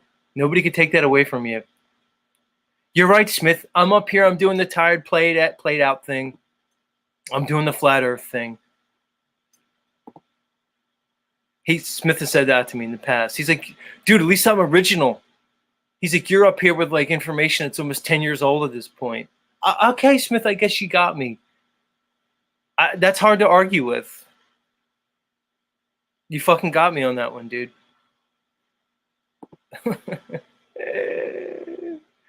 Oh, look, I got people in the back. I have 3 awesome guests. I don't know who to bring up. It's like I zoned out on Smith, and then I I turn around and I got some good guests in the back. All right, let me get you up, guys and dolls. Hold on a second. I need to recover from my moment of Zen with Smith W. Smith, you're fucking gold. Let me, before I bring my guests up, let me drop the link to Smith's channel. It's only fair, because I know there was at least 5 people out there that fucking are fascinated by you, Smith. And they're going to want to fucking see your work, dude, when it's fresh off the press. Hold on, guys. The link to Smith channel is coming. And look, your subscribers are going up, dude. Last time I looked at your channel, you were stuck on 666 subscribers, which I thought in your world was quite telling. Now you're almost at 700. You're getting close. So let's help you cross out of the 6s and into the 7s, because I know that's going to mean something for you. Let me put it in. Fucking crazy. I love it. Oh, I love it.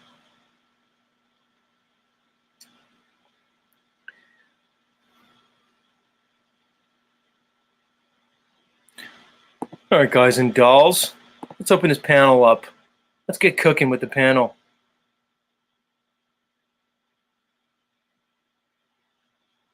Let's bring up our first guest. We already talked about her a bunch this morning. We led off the show with a whole Rose 777 segment.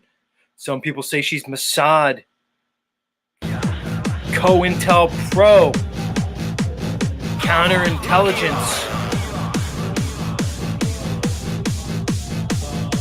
I don't know, Rose. People say the same thing about me. I've been called Jewish intelligence. I've been called many things. I'd be called a Mason, an Illuminist.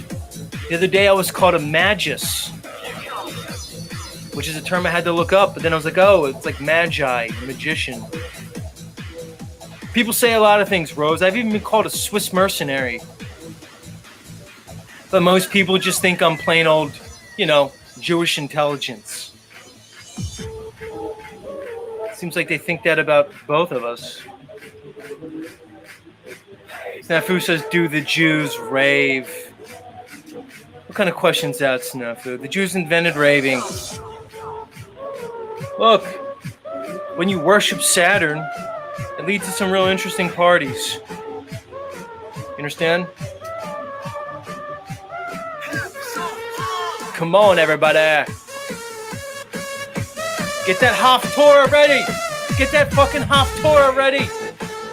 You got to read it backwards from right to left, and there's no vowels. That's not easy. You think it's easy to read backwards? Come on. Guys, all you left to right readers, you get vowels and stuff. You couldn't do it.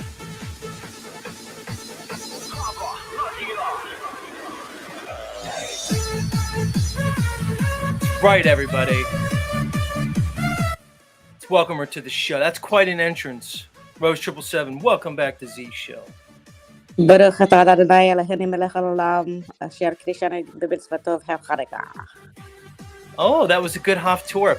Rose, when you did your Haftorah at your Bat's Mitzvah, I know it's a big deal. Did your elders, like your grandparents and stuff, like review your Haftorah and then give you like approval? I know it's a huge deal. Well, I don't know if you noticed, but like I said Heil Hanukkah as a joke, as if I was like German saying Heil Hitler, because I didn't get bat mitzvahed and my family really doesn't care. They're Reformed Jews, Z. They didn't care if the girls get bat mitzvahed. It's just the boys that matter to get bar mitzvahed. We're just supposed to marry into a good Jewish boy. I wish that I went to Hebrew school because it would be so good for my job today to understand Hebrew. But, all I remember is a little bit from Hanukkah. But the fake crypto Jews like my family, the Ashkenazis who weren't even from Israel, they just go to temple on the high holidays. One is Rosh Hashanah, which is the new year. And the second is Yom Kippur, where you get forgiven for all of your sins that you committed throughout the year. And then we move on. That's kind of a common theme around most of religions that we find. You just kind of got to show up, give a little bit of money to the church or the synagogue, and you kind of get like forgiven by like the supposed authority, who's basically acting as the, the hand of God. It's kind of convenient. It's kind of nice, actually. I think I'm missing the boat. So you didn't get to get bar mitzvah. So you didn't get the money. You didn't get the shekels rained on you. That sucks. I turned it all down. Look, when I was 12 years old, I moved from LA to Santa Barbara, which is a college town. And I was insecure because I had all my friends in elementary school and junior high. And coming into junior high is a stressful time to make new friends. So I just wanted to party. And so I had zero interest in religion.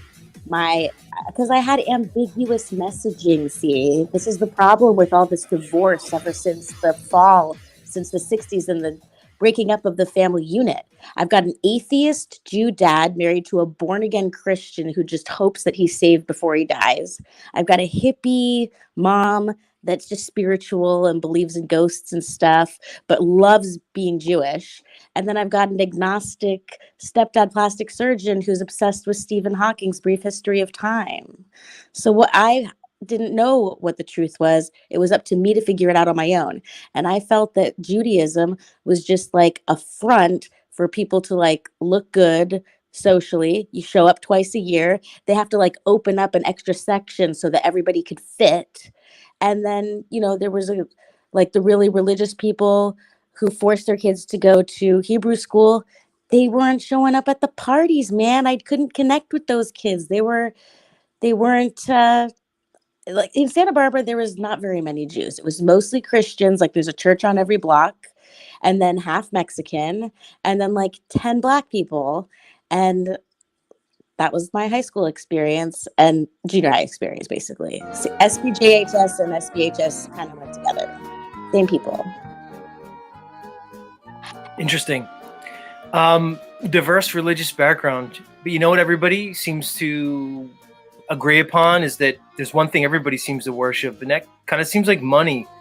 It kind of seems like money and like, it's the fundamental thing that people kind of all agree is something that's worthy of devotion, energy, and time. Because what is a religion other than the thing that you spend your time, energy, and attention on? So if all our time, energy, attention is spent on fiat, the almighty dollar, hey, what better religion to have? It has its own idols. It has its own like iconography. It's got everything you need in a religion, So I'm for it. Why not? At least we could all agree on it. That's the inversion. So that's why I've never really believed in religion or any kind of organized religion, because the concept of living an altruistic life involves giving, right? But instead of giving to the people that are around your immediate sphere of influence, like a homeless person on the street or someone that really needs help, you're giving it to an organization and you're abdicating your decision making to them to choose what to do with the money, which is probably just beefing up the security at the temple. God forbid someone comes and shoots it up. But yeah, that's my problem with religion. And so for me, as a spiritual person, I like to use my immense amount of Jewish money to put it towards noble causes that I vet out myself, that I can give from my heart. And when you're giving to someone that you actually know and you see the benefit, the return is so much more gratifying. So it's like a mutual exchange of energy.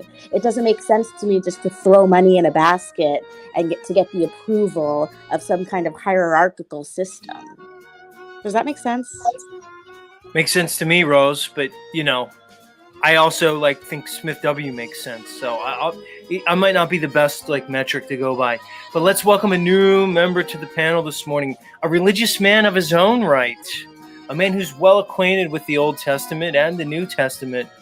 A man who once told me that he believes that the Son of God, that Christ himself, may indeed be a vampire and a blood drinker. I don't know, Mr. John Thomas, but either way, welcome back to the show. How are you, good sir? I didn't say all that, see. But I may have been paraphrasing just a bit. Just a tad. I just wanted to blow everybody's mind about the gematria. Okay, but hold on. Let me introduce you to Rose 777. Rose, meet our friend John Thomas. Doesn't he have a voice on him? Oh, yeah. Nice He's got the voice. He's a scholar. I would consider you one of the foremost biblical scholars that I have here in my show, John Thomas. Does that description match? Yeah, I appreciate that. Probably so. Rose, our friend John Thomas, he not only studies the Bible, he lives the Bible. John, were you brought up in an ultra-religious family, culture, community, or did you adopt it later in life? I adopted later in life. Interesting. John Thomas follows the tenets of the, let's say the Levitical rules. Old Testament.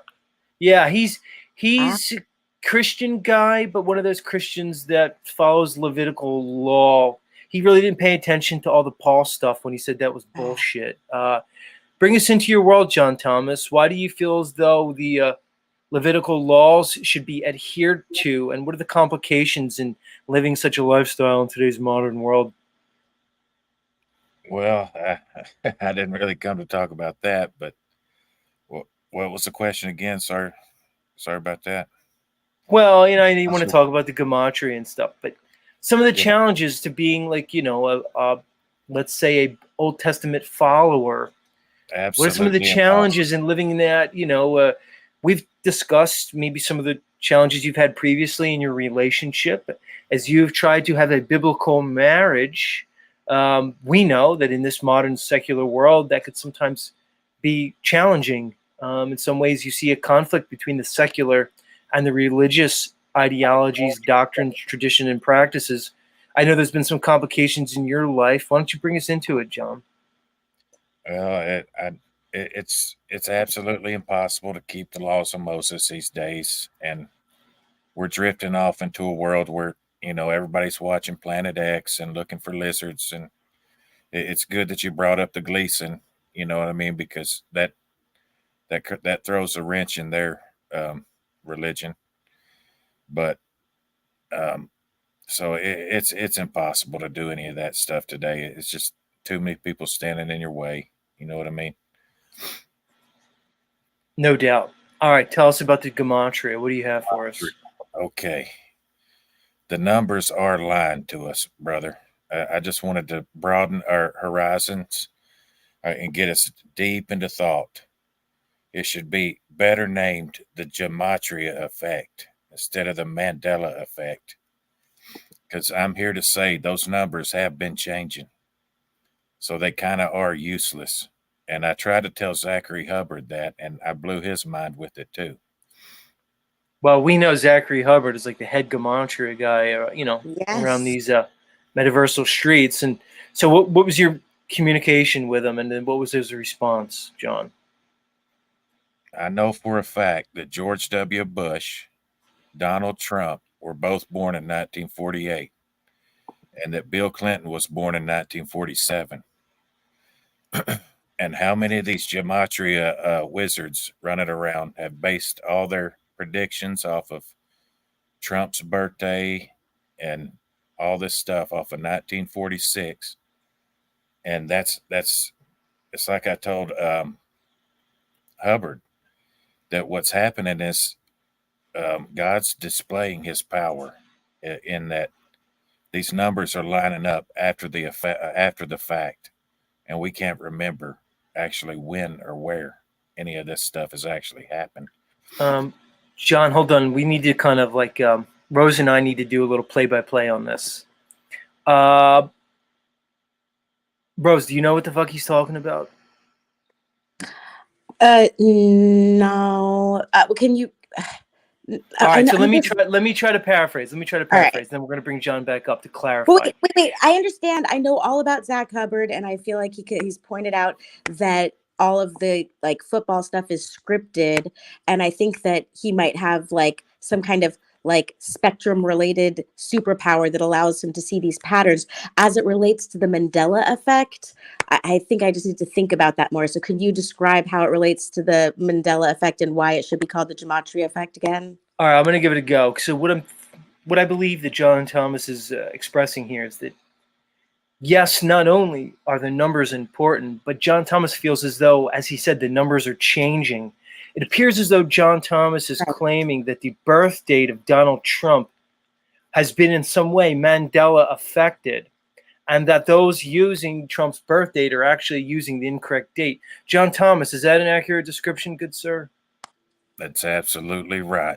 Very interesting. Well, my response to that, just knee-jerk reaction without having seen what you've seen and done the calculations and assessed the information that you have, I would have to say that when it comes to gematria and how it's used in this realm by those who are intending to deceive us, so this is not metaphysical, it would be through the Kabbalah idea of the Bible. So in the Bible that's written in Hebrew, obviously that if you use it like a crossword or a word search puzzle, you're going to get more layers of meaning. And then so as the Bible has been translated to different languages, people would obviously find different gematria because there's different kinds. There's English, there's Jewish, there's all these different kinds.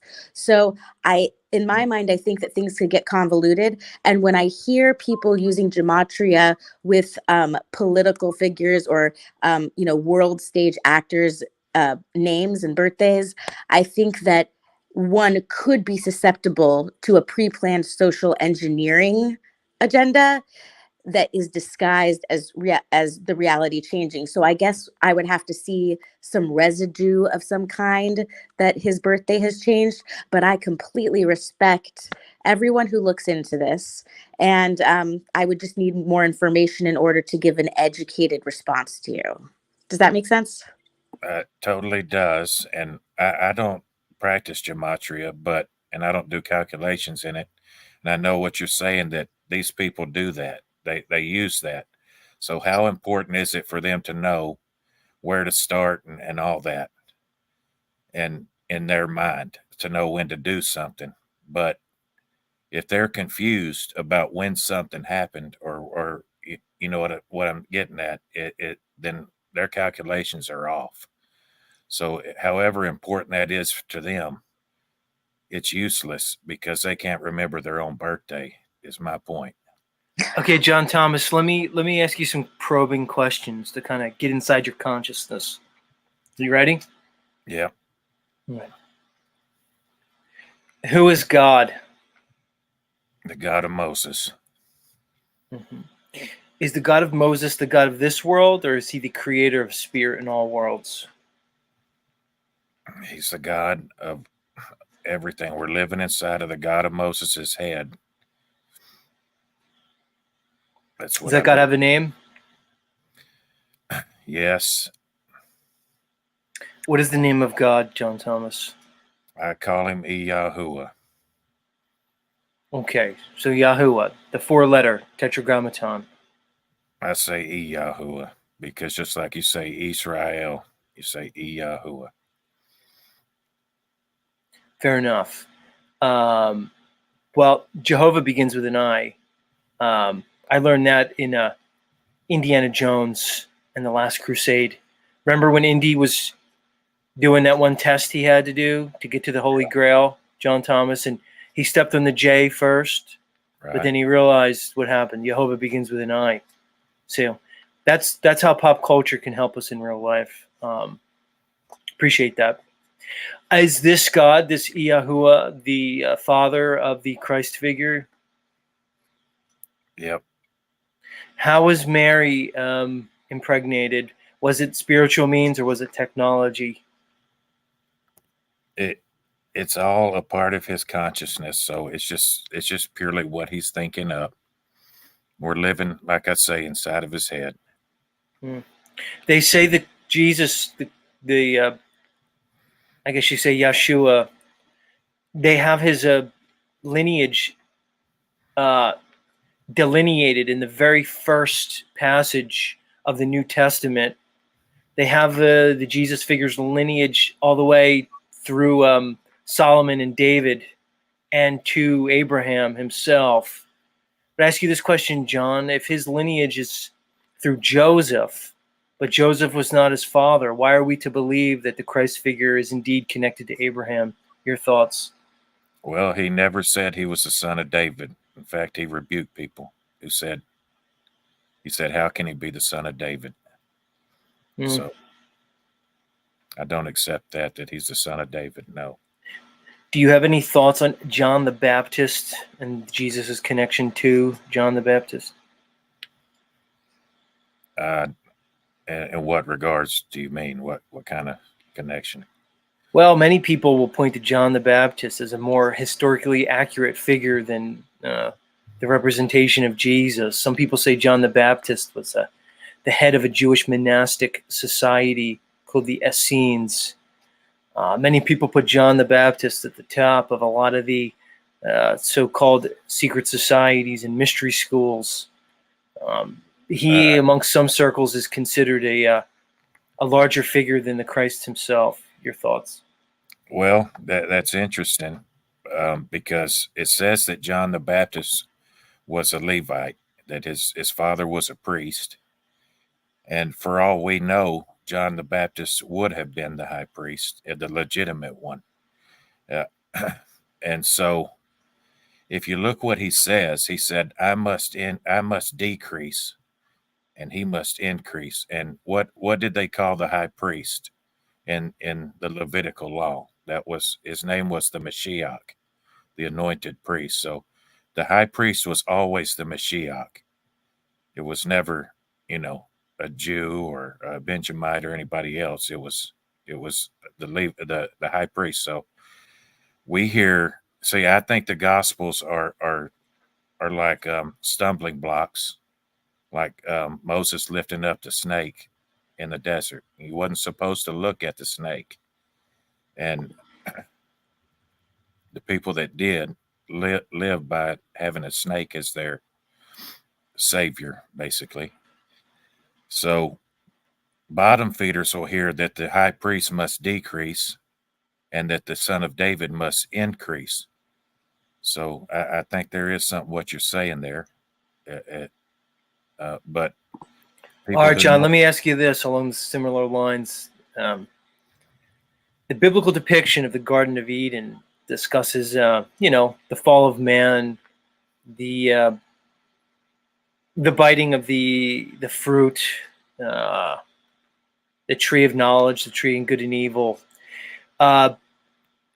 Some may say that the depiction of the snake in the garden and the proverbial biting of the fruit was an analogy for a sexual act, and that indeed the first two twins born of Eve were not seeds of Adam, but were indeed serpent seeds, and that the line of man came from the third child of Eve, Seth, which is even depicted as the lineage through Abraham. What are your thoughts? Do you think that the first two children born of Eve, this Cain and Abel, do you think that they were indeed of a serpentine genetic line? And does that serpentine genetic line still exist today in what we call the elites that we find running this world? Your thoughts?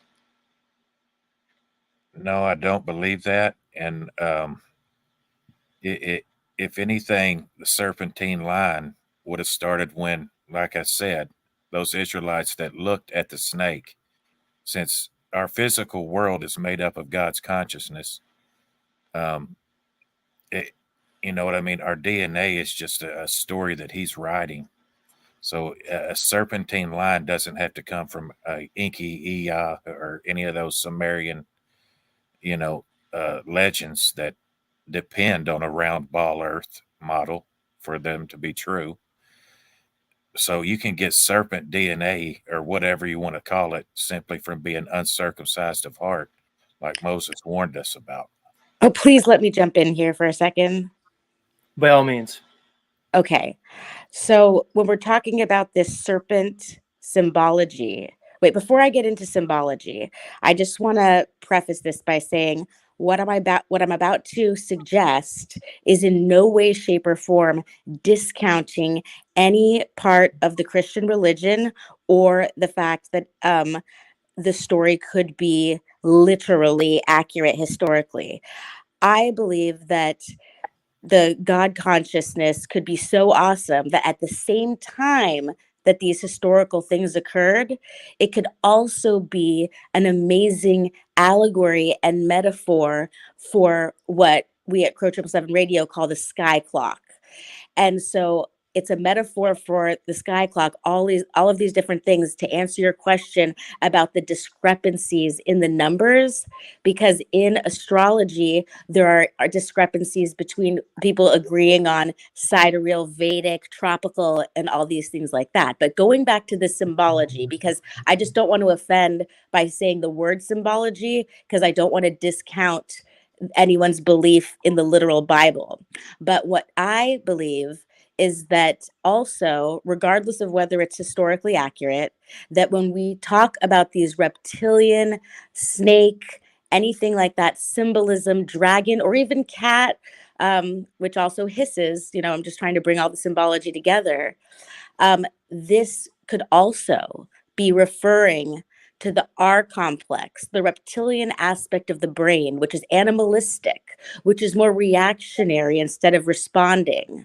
So it could be a lesson about using one's to do what is morally correct and following the laws of nature and God's law, however you want to call it, or your animalistic tendencies, which is more about survival and not having the God-given intuition and morality that makes us different than the animals. Does that sound like ridiculous, or are you following me? Well, I'm following you, Rose, but I'm finding that much like me, you've been around these, you know, in this game for a while, so you know the different aspects, and I'm just wondering if your stance is somewhat political in nature because you don't want to ruffle feathers. Because I hear what you're saying. To me, a lot of this stuff is more representative of, let's say, astrotheology, more allegory than literal. But I like how you defer and at least leave open the possibility to the doctrine believers, in the literal interpretations. I like Right. that, Rose. You've But not, probably honed that skill over time. But yeah, go ahead. well, I'm not just trying to be polite. It's just that I know that I don't have all the answers, and that no matter what my cognitive bias is, and no matter what part of this journey I'm on, I'm always willing to accept that I might have missed something, been wrong about something, or that there is something yet to be discovered. So, while to be honest, I am very much leaning towards you, where we're looking at lessons that are metaphorical, allegorical. But I also do think that miracles can occur in some way, shape, or form, but maybe not biblically, more like just as long if we could just all get back connected to nature and understand how what seems like magic or a miracle to us now, if we had a greater understanding, it wouldn't seem magical at all. It would just make sense because we understand frequency and vibration and resonance. Right on. I'm liking it. Uh, I have a new guest in the back. Hold on, John Thomas. We want to get to you. So this thing about John Thomas, Rose. So he comes up here and we like talk biblical stuff. And you know how I am. I like to get down to the nitty gritty of things. So I know how John Thomas, Rose, you and I like to talk about the dynamics between men and women, relationships. John Thomas, although his biblical knowledge is interesting, his real life is much more interesting. I wonder if he'll talk to us about his real life. Hold on, John Thomas. Just prepare yourself mentally. We want to get to know you a bit. We want to get beyond that prickly exterior you have with that rough voice. But before we do that, let's let up. I got this dude, Jesse, from the Missing Link channel. And I know he's in Mexico, and he looks like he's poolside. Rose, let's take a trip to Mexico. Let's get jealous for a second. Jesse, welcome to Z Show. Can you hear us? Muy bien. Yeah, muy bien. Yeah, we are in the Playa de Carmen, like in the Mayan Riviera. Got here the day before yesterday, and yeah, just enjoying the sun here. Right on, Jesse. So welcome. This is your first time at Z Show. I've seen you around these panels. I've seen you frequent Mr. Jack Talcott's panel and others. But you're not Mexican. You're just in Mexico. You're Canadian, right? Yeah, I'm Canadian. I'm actually Slovakian. The Canadian heritage is Slovakian. Grew up in Canada. Lived in Mexico like 25 years ago. I had a company here where I took people VIP to the nightclub, so I got paid to get hammered every night. That was my life for maybe 10 or 15 years. I was only here for a year, but I got paid to have fun basically for a lot of my, beginning of my adult life. That's pretty cool. So you're Slovakian. What kind of Canadian, though, in particular? You don't sound French Canadian. Like, there's different flavors of Canadian. I realize that now. It's just not all like one thing. I mean, I've made it, it's on record here that I consider French Canadians to be some of the most confused, disassociative, and goofy people walking around on Earth today. I owe it to the fact that they really don't have an identity. You got the French thing, you got the Canadian thing, you got both languages. Some of the street signs are in English, some are in French. I think it really fucks up the French Canadians, but you don't appear to be one. So you're one of those more standard Canadians. Am I correct there? Yeah, I'm actually in Alberta, Canada, which is just above Montana. So it's a little different. I did learn French was mandatory in like grade, 4, 5, and 6. So I did learn some French in my early years, but like you said, for the French, I even heard stories about if you go into, Quebec, which is Canada, and you don't try to speak a little bit of French to them, like bonjour, or, say something, that they'll actually be rude to you and they won't give you service because if you just straight out just speak any English. So it is a little bit of a different culture, I guess. And then they get a lot of charity from the rest of the country. However that works out. Alberta, we're an oil province, so we're kind of similar to Texas, and we have to pay them so much money every year. Even though if things are struggling in the economy here, we still have to pay them. They get charity from our province. I see how it is. I mean, you kind of do live in like a socialist country. I mean, we've seen that Trudeau and all his hijinks, so I'm not completely surprised. All right, so guys, Jesse, Rose, you guys know we were talking to John Thomas before we where we left off. I want to get into his personal life. Now, we don't want him to feel uncomfortable, but John Thomas left me hanging. The last time we talked, we were talking about his relationship, his marriage, and his lovely wife. Let's see if John Thomas will kind of open up a little bit to the audience, and we can get behind the man and get into the let's say we'll get past the persona and into the real man, John Thomas. John, are you okay, John Thomas? Are you Yeah. Are you emotionally ready to maybe break the barrier a little bit and let my audience get to know you, or what's going on? No, I'm good. What's up? All right, so where we left off, you had a young wife that last we spoke, you guys were married. However, you were not together as such. I guess we can consider you separated. You were under a biblical marriage. You entered into your marital, let's say, contract under a biblical understanding. It seems as though you were living up to that understanding, and she may have not been as amenable to it as you may have liked. Where are we in the story? Bring us into it. Has there been any movement, any progression in the story? What can you tell us? I'm still where I was the last time we talked. Still a victim of basically the pharmaceutical industry. Her parents take antidepressants, so.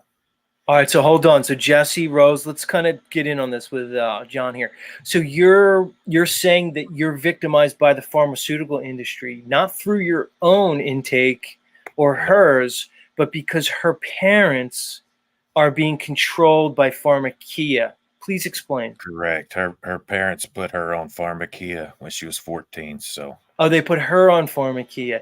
Yeah. So are we talking about your standard SSRIs used to treat depression? Am I right there? Right. Like a Paxil, a Zoloft, what's the other one that everybody's on? That type of stuff. When she was 14, some guys at school dosed her with LSD, and she was diagnosed as having a psychotic break because of it. And they so then after the psychotic break, she was treated with basically and Lexapro. Gotcha. So it is SSRI. The worst of worst. So hold on, John Thomas. We're gonna discuss here, and then we're gonna bring you back up. Okay, so here's going to be my next question for John Thomas: did he know her pharmaceutical situation when he entered into the marriage, or was this something that was revealed after the marriage? Jesse, Rose, do you have any other questions before I bring John up, and then we'll ask him? We can bring him back up. I mean, I could comment all day on this whole situation. It hits close to home, but let's bring him back up. And right. I'll speak when spoken to. All right, Jesse, any thoughts based off what you were just presented with? No, it's need to know more details. All right, let's get into it. So, John, did you hear my question? Were you aware of her pharmaceutical regimen and treatment during the time and before your marriage, or was this something that was revealed After to you we were afterwards? after we were engaged, Planet X Warrior says he was dosed at 16 and he's fine. Well, I don't care about that. Planet X Watcher. She was dosed and was gone for days. Oh, here's the thing, though. Here's the thing. Let's assume that that's correct, because John, look, people say a lot of things. People don't always tell the truth. But let's just take you and her on her word that she was dosed against her will for some reason at a young age. Okay. But I want to bring it back to you. I want to bring it back to you because you were made aware of this. Now, did you have any thoughts or feelings before you entered into the marriage? You had to have seen this as a red flag. John Thomas, myself, I have indeed ignored red flags in the past and proceeded on a course of action. Snafu's a big ass, queer ass simp. I just wanted to say Okay.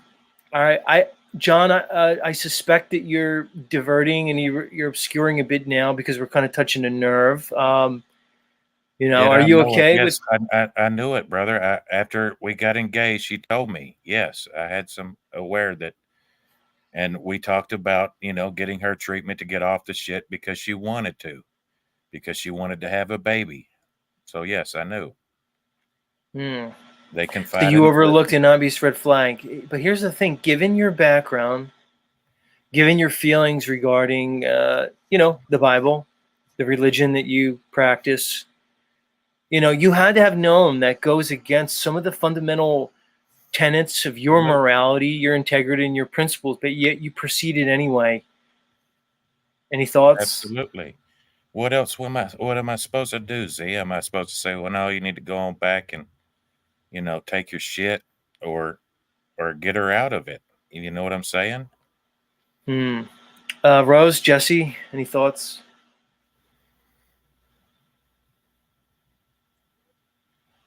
If you're speaking, yeah, go ahead. Tell Planet X Warrior to come up too, Snafu. That's right. Take it easy, Johnny boy. Take it easy. There's nothing here. I've not heard nothing. Let's get into his life. Take it easy. Go ahead, Jesse. Yeah, just wondering how, what had happened to her previously goes against what you. Oh, shoot. What happened? He says, here he's coming back. There he is. You dropped out there for a second, Jesse. Do you mind repeating? Just wondering how what happened to her, goes against your religious beliefs, John Thomas. What happened to her goes against my religion. It's because she's on pharmakia. She's on pharmaceuticals. Yeah, that's specifically. To me is sorcery. The shit that's not medicine. That's poison. It deflates your brain, blocks the dopamine receptors, and rewires it entirely. Terrible. It's the worst of the worst. I'm hesitant to talk about my feelings on this because I guess I'm a little biased because I am like her. My family put me on because of my insomnia. I was 12 when I started taking Ambien, and obviously a doctor didn't prescribe that. My parents just kind of made the choice to share. And at such a young age, you know how they say, like, oh, you shouldn't start smoking weed until you're a certain age because your brain hasn't developed enough. So regardless of whether that's true or not, imagine the Ambien on my brain when my brain was not yet developed. So I mean that I didn't consent to that. I don't blame my parents in any way for the choices that they made. I mean every parent does the best they can, but what that did to me was it started a domino effect where it just led to more and more medication being given to me. And eventually, what happened to me when I was 17 was I was misdiagnosed with lupus. And I really do believe in hindsight that just all the doctor's visits, like they just ended up diagnosing me with something because of all the side effects that I was getting from the original pharmaceuticals. And so they gave me such a high dose of prednisone that I did experience for a week what is generally called a psychotic break, where I genuinely had a delusion that I was Jesus or the Antichrist or the Jewish Messiah. I couldn't figure it out, and my whole family thought it was hysterical. But it's a big deal when that happens, especially to someone like me. So eventually, they gave me a shot of Zyprexa, which is an antipsychotic.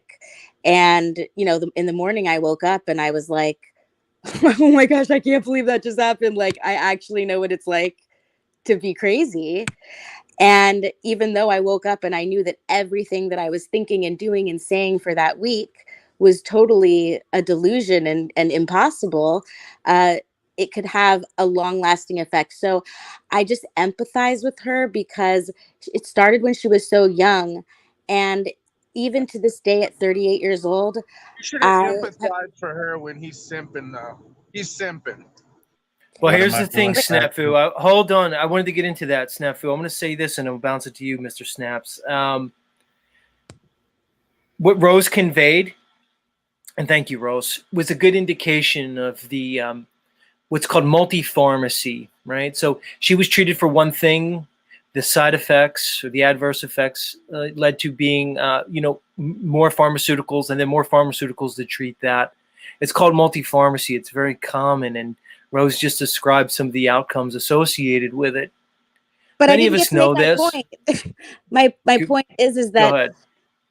when you're in a partnership with someone and you go into it, I really do believe that people should try not to give up on each other in the same way that my stepmom isn't giving up on my atheist dad. It's a good time to kind of support and have faith that Okay, agreed, Rose. But here's the thing. They weren't in a partnership. He entered into this partnership knowing this. He had a choice beforehand. Snafu, your thoughts. He ignored red flags, like you said, and then he's gonna make excuses. Pharma, he's a fucking simp. And then with his religion bullshit, he preaches all the shit. He's like Wizard. He says all the shit and won't follow it. The basic laws of Old Testament is don't wear different fabrics. Yeah, I guarantee the dude's wearing a shirt and shoes and blah blah blah. He's full of shit. But to make your excuse a big pharma, you're a simp, bro. You chose to ignore the red flags, and now you're making excuses for those red flags that are coming to the that's what shine. I'm trying to get at. I'm trying to get at that if you're getting into a I situation know. I with just don't cupcake it, Rose. I'm Okay, a but I'm just saying, non-cupcake. if you're Okay, going to get brother. into the situation I'm with, not a then if coward you're a like you. Christian, hold on, what the Christian thing to do, instead of to judge her, the Christian thing to do would be to really look into this situation, and instead of just knowing, oh, that's evil and she shouldn't be doing that, educate yourself with how to detox, educate yourself with how people are able to get out of the slavery of this, because it really is slavery or enslavement depending on the situation. And so in your obligation, if you chose to be with her, is to either leave her or to try and help her. Absolutely. Where's the compassion, man? Well, I here's the mean, thing, John I Thomas. don't It's have not because you compassion could for have. those who make John it. Thomas, Oh, sorry. hold you on. didn't make the choice, Sorry, Snafu. John, hold on. You could have helped this woman without marrying her. See, you're giving a How? false binary here. This is a false binary. You could have, it is a million ways. What do you mean how? Look, If I you didn't felt as marry though her to she get needed her off help, drugs.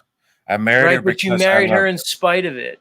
Go ahead. That's right. I married her in spite of it. I learned afterwards what had been So done what? to her while we So were okay, engaged. but What when am I I Right, supposed and to do now at you're what that making happens point? to your excuses marriage? instead of being real Your with yourself. damaged goods, let the Now you're world making have you. excuses instead of being real with yourself, John. I can live with myself fine, brother. I didn't do nothing No, I know wrong. you can. You make up this weird religion and half follow it and don't follow it and preach it. You're like You Wizard. don't know I know what you're you can, but talking what I'm saying is about, you're brother. making excuses. It's not pharmaceutical shit. It's you chose, just like Z said, to ignore red flags. Yeah. All right, I'm gonna have to regulate Snaps What because would I you like do? What Snaps' would you opinion, do? but I'm gonna have to regulate him because it might get tough up here. In I'd like to So Christianity, know what they I'd say like to in know what sickness Snafu and in says. health, like your What would job Snafu is say to to his fiance if she tries to tell him this? What's his response? hold on, let's get beyond this, John Thomas. Let's go. So you end up getting married. Now, did she continue? I'm assuming she's still on her same pharmaceutical regimen to this day, right? It didn't change? It did change because she tried to get off of it, but she was unsuccessful. Right. It's very difficult. Rose, what was your method of detoxing from the drugs? What did you Well, maintain, or how did that work? after the Zyprexa, and when they realized it was a misdiagnosis or that I was miraculously healed, even though lupus isn't supposed to be curable, it took 2 years to wean off of the 200 milligrams of prednisone that I was on, and then my insomnia has never been resolved. Either I live like this, or I have to choose to go into the system. And so I do my best to try and lead a healthy life, and um, just deal with the insomnia, because that's the lingering effect, is that I have massive insomnia. I haven't slept yet. Like Right. tonight, you can see how awake I am.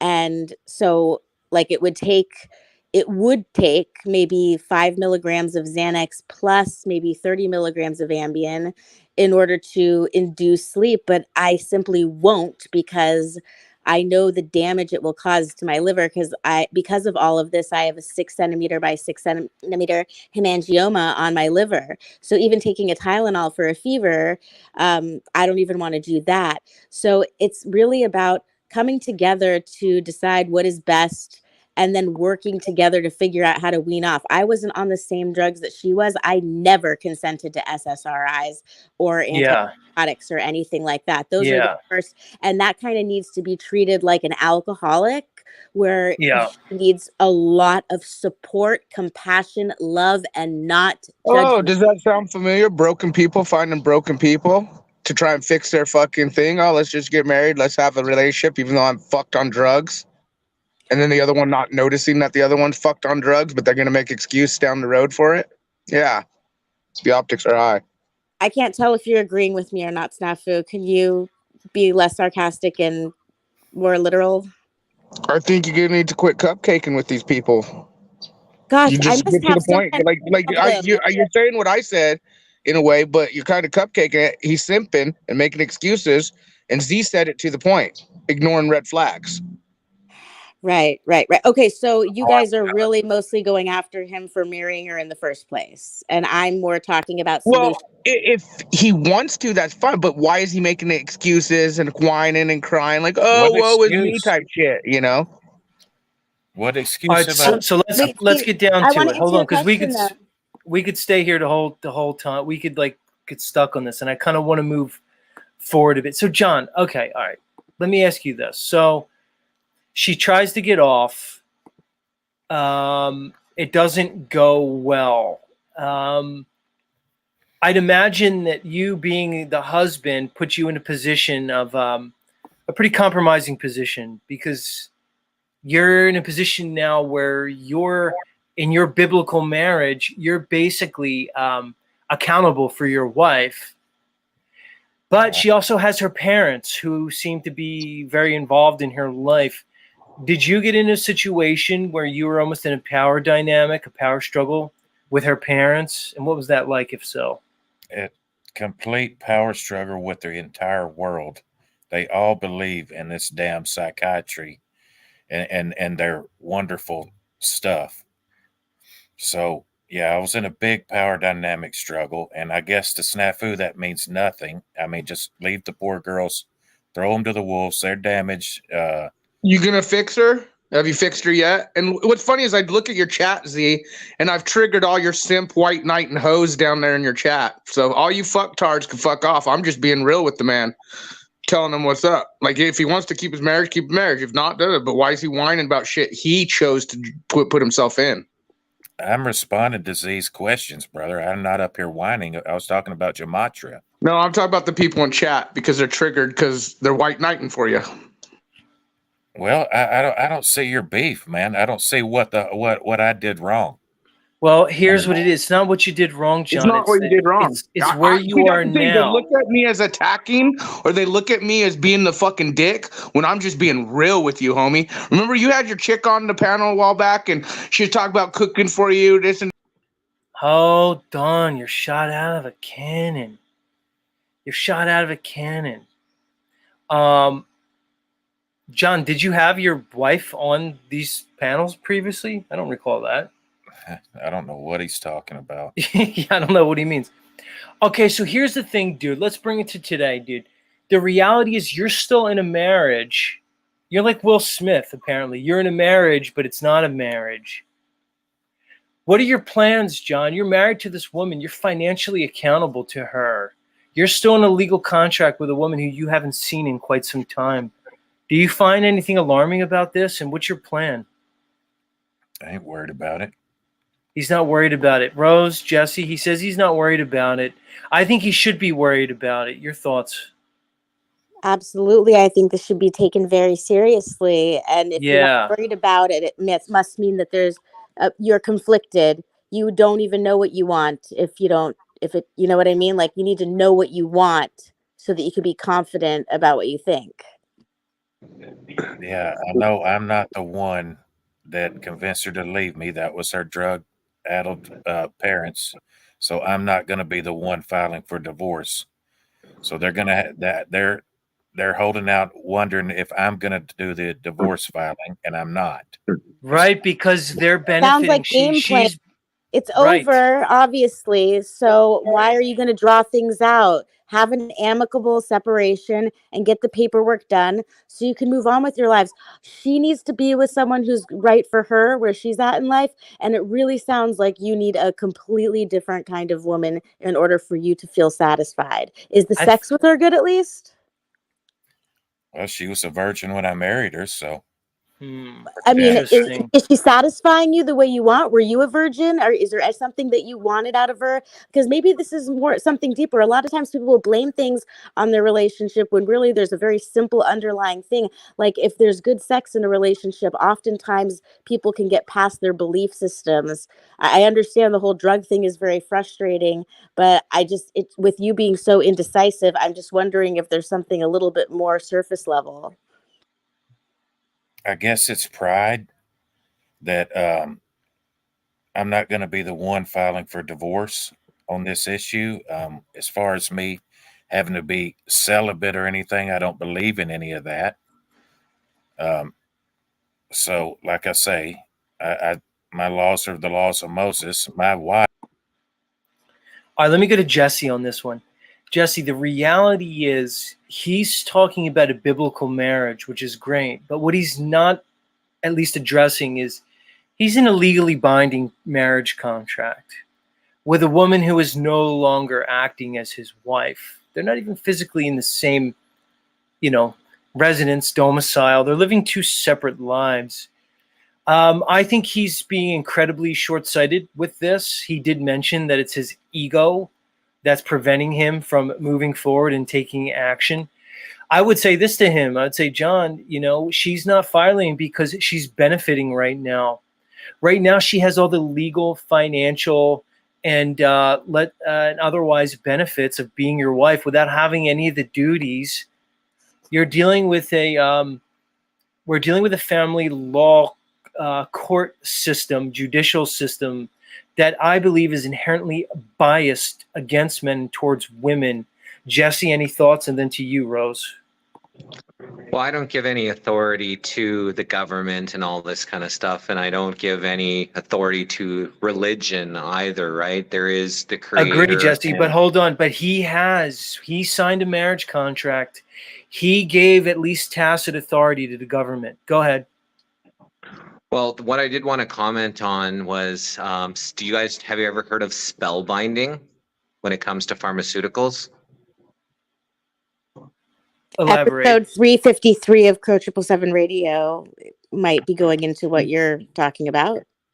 So this is a taboo subject which people, don't talk about very often. So it's the accumulation of pharmaceuticals in the body. So they don't talk about, they test one drug, but when you're taking one drug and another drug and then aspirin, so it's the accumulation of the pharmaceuticals into your body. It's called spellbinding. So it actually sucks people into these pharmaceuticals, and then the accumulation effect that it has on the body body magnifies the more different pharmaceuticals that you put into the body. So it's interesting how they call it, pharmakia, sorcery, putting spells with these drugs. It's spell binding, and it's just that accumulation. So It's interesting, Jesse. Yeah, that you say that, because the reality is, once you get past 2 or 3 or more drugs that one is taking, the effects become very unpredictable, and it is synergistic in many ways. It's much more than the sum is definitely greater than the whole. I'm sorry, the whole is greater than the sum of its parts. It becomes very hard to predict when you're on that many drugs. I would agree with that. But I don't know. Rose, your thoughts on the fact that our friend John is now still in a legally binding marriage with a woman who has abandoned him for all intents and purposes? Well, I mean, I don't agree that when people want to like form a union and make a statement to the world that they love each other and that they've chosen that monogamous relationship, I see no reason whatsoever to get the government involved in that. Of course, you could have a beautiful ceremony or even create your own special document or like a token to remember, like the Jews, they like stomp on a glass, like they have their own shit. And I just never understood why people are like, oh, we have to go to the courthouse and also sign this document separately, and it's like all stressful. I mean, I've been married, and we would have to do a whole separate show to go into why that happened. But I don't believe in involving and contracting with the government, even if you think that you might get some benefit out of it. I think that it's just illogical to bring them into it, especially if you're a religious person. It's almost like counterintuitive, in my opinion. Can we just get to the point, though? John is afraid to admit the marriage is probably over, and so he's allowing this woman. Huh? You're back, Snafu. Oh, I was just saying he's afraid. Just be real with the guy. He has a woman who's playing him. I mean, and he's in the corner with the financial debt. Like, what man, unless you're simping, is gonna say, I'm gonna let this woman not be my wife, but still be my wife, fuck around, probably doing God knows what, blah blah, be fine.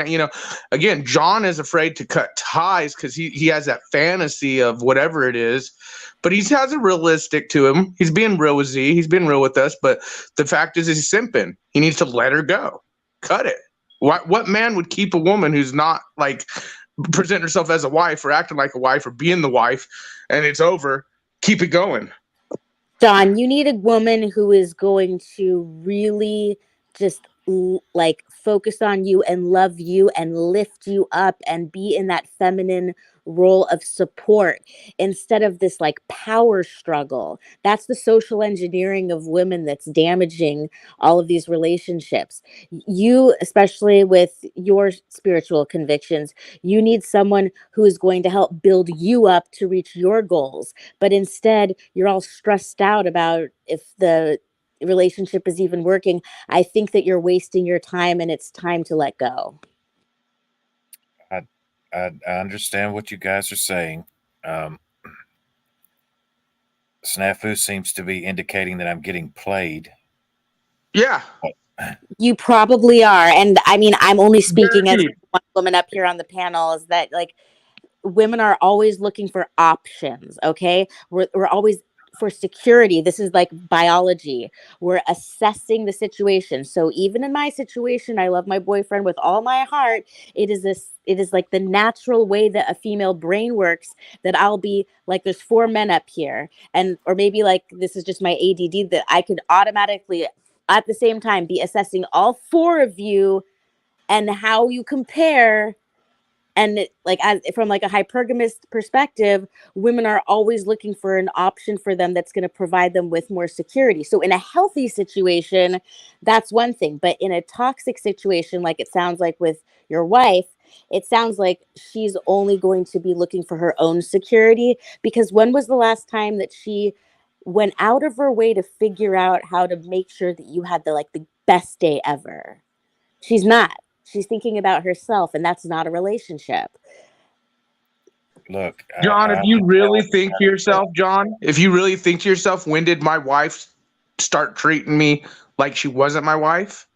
And I know in your heart you think maybe it could fix or whatever. I could, dude. You guys are like a dime a dozen, you simp type guys, and it's actually sad. I felt sad for Thunder Simp. That's why I even apologized to him today. You guys don't know how to stand up for yourselves as men and quit simping over these women who play and use you. Look, you don't understand this girl because you're seeing through the lens, Snafu. She's like them all, bro. All Is these she girls around. laying in bed with you right now? Is she All with these. you right now? Does she have breakfast cooking for you right now? Is she with you? Listen. All right. Hold on.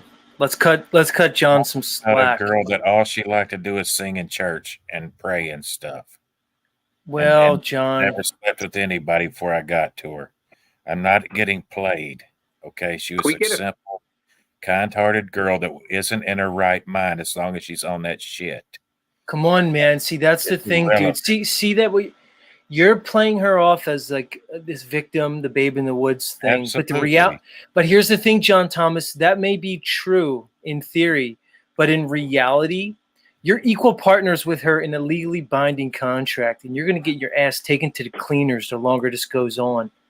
But look, that's enough. I'm going to move on to the news. I'm going to keep Rose up for the news if she wants to stay with me. Rose, you want to stick around for the news, or do you got to run? I would love to stick around for the news, and there was also a couple of things I wanted to talk to you about too. All right, let me bid farewell to the panel. Jesse, it was good for you coming up, man. Enjoy yourself in Mexico, and hopefully you'll come visit us soon here on the show, man. It was nice to meet you here on the show. You got any closing thoughts for the audience? Well, I just took both the stuff with John Thomas. I did need to know more things, how long, they were together, how long they've been separated. It's hard to, really get into somebody's psyche without knowing all the details. But y'all have an awesome time. We're going to go get some food here, and we'll see you next time we see you. And may the source be with y'all. Bye, everyone. Much love, dude. It's a pleasure. Snafu, any words of encouragement for John? Maybe even some advice. Okay.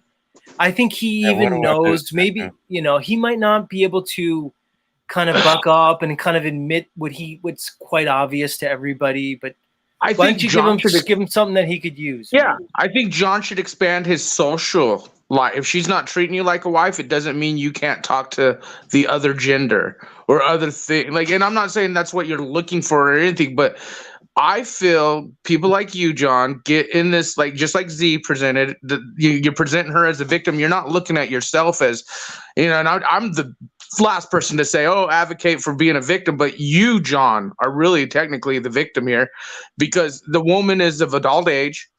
It was your wife. You guys put it on legal paper, and now she's not your wife in so many ways. And there's no excuse for that. What excuse you have other than it's not going to work? It's not working. It's done. It's over. And sometimes it takes a lot of hitting, not rock bottom, but change. Change is difficult. And especially if you're in fantasy land and thinking it could work or maybe one day it will. Especially guys who don't date much or fucking probably will never be with another person again. I never said I'm holding out for the day that I see her again. I didn't say that. I said well, then why are you still holding on to the marriage? Why? Hold on, let me put this in. John Thomas, remind us, isn't she now involved with a biker gang? Isn't she swept up with a group of big bikers? No. No, come on, you said that. What's the deal with the bikers? The Illuminati has been running around his stupid ass mouth everywhere he goes. You said that last time you were on the show, man. You told us that she's involved. Her dad was a biker, and they brought her. Now she's in with this biker gang. That's not true? I said the last time I seen her, her daddy took her off to one of those Christian bike rallies, and that's all I said. See. All right, dude. And here's the other thing, John. Somebody in the chat pointed this out. They teamed up against me. All right, here's the thing. Hold on. Of course, because they're going to do whatever they can to make you look like the aggressor and she look like the victim. Of course, they're going to just do whatever they can. You realize, John, if you entertain other women, you could be considered in an adulterous relationship.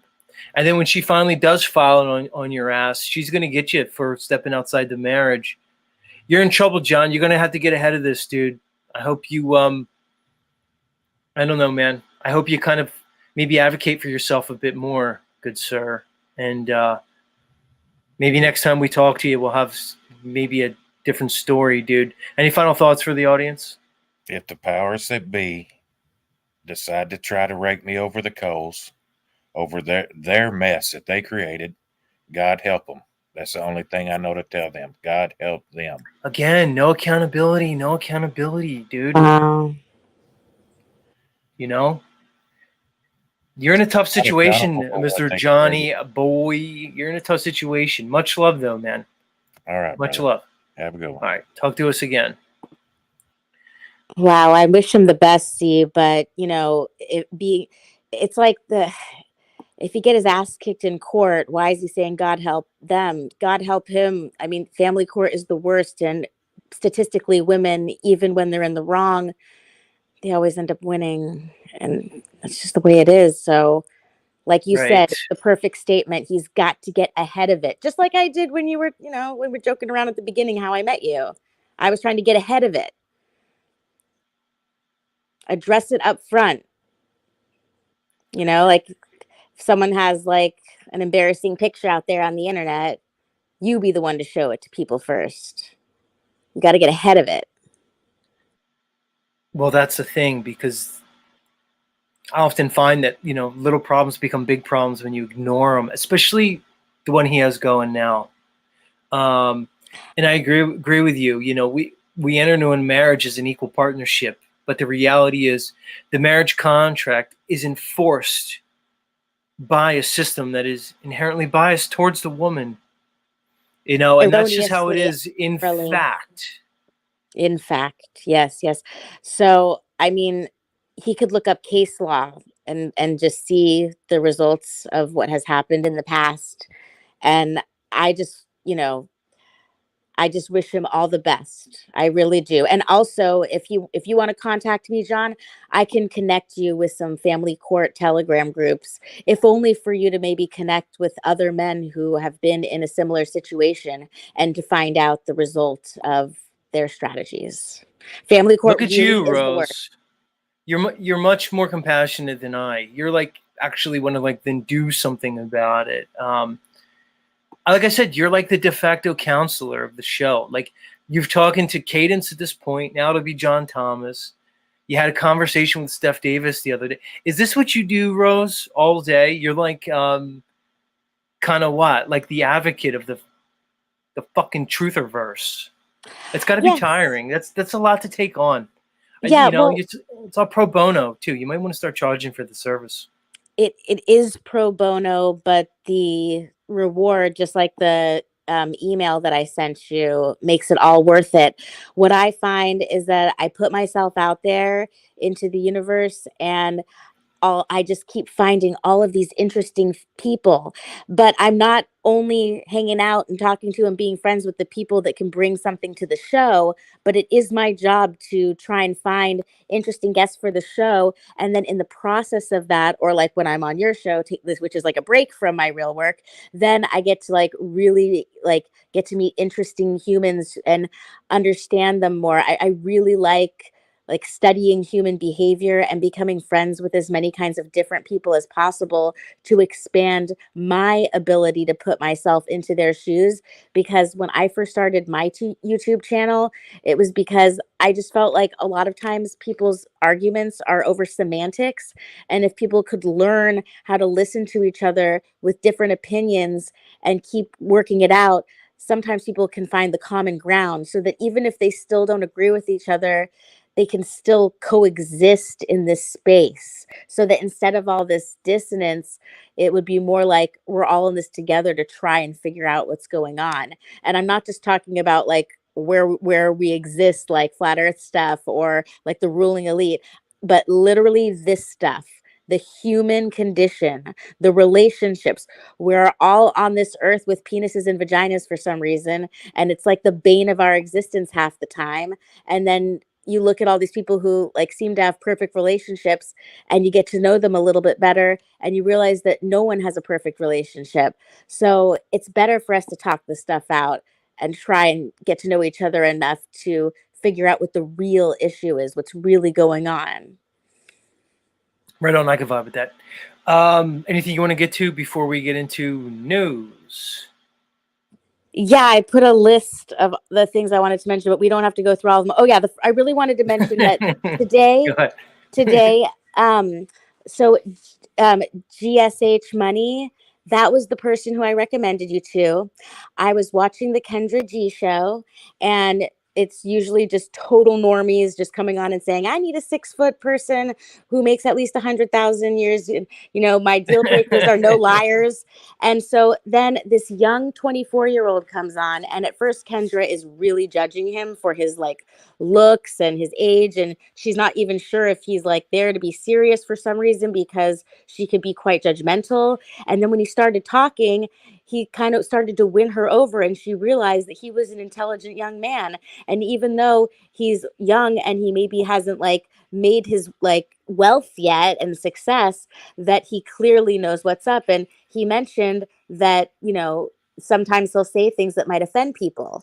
And then she said, all right, give me an example of something that you'd say that might offend people. And he said, people need to stop paying attention to all this nonsense with the war. It's just like feeding into your emotions to get a reaction. And I just knew when I heard him that he was like one of us, but maybe he hasn't met people that he could relate to. And that, Right. and Right. so I immediately contacted on Instagram, and I'm like, look, I'm not an option. I'm taken. I'm a cripple in a wheelchair, 38 years old. But look, dude, I really want to be a resource for you. I really want to be your friend.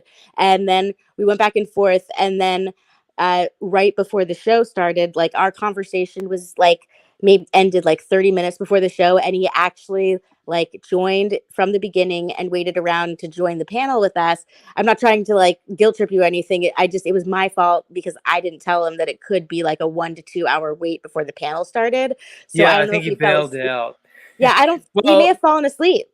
he could have either that, or when I started talking about, you know, the planisphere, the Gleason's map, and how the globe's a lie, he might have said, "Where the fuck am I? Like, what?" um, not No, it's everybody's all ready good. I for think the, we even you covered that know. a little bit in our conversation. I think I remember. Oh, I think I nice. remember talking about standard refraction and the Superdome. But yeah, we talked about a whole bunch of stuff, and that's the point. Is he's open minded. He's open minded and willing to listen and willing to learn, and also has some information to share that I didn't know. And so I just wanted to introduce him to you, and I thought he would be a cool person for you to ask questions to, like you always do. But it's no big deal. We only have the rest of our lives for you to meet him. I just wanted to tell you about him and explain that's what it was, because you were like, who's the old lady at the grocery store? And I'm like, no, it's the dude in the chat. It's the dude in the chat. Nice one. And then, oh, go ahead. No, good. I was just going to say 24 is young. I find most people who resonate around these communities are a little bit older. It seems like the prime demo around here seems to be late 30s into early to mid 50s, with a few stragglers into the 60s. But yeah, the demographic for Crow 777 Radio is mostly actually 45 to 65 years old. So that's like what I'm used to. So I'm sure it would be really hard for me to find him a truther girl. But you know, it's just, I just think that if he surrounds himself with people who are like-minded, that will just help him to continue on his path.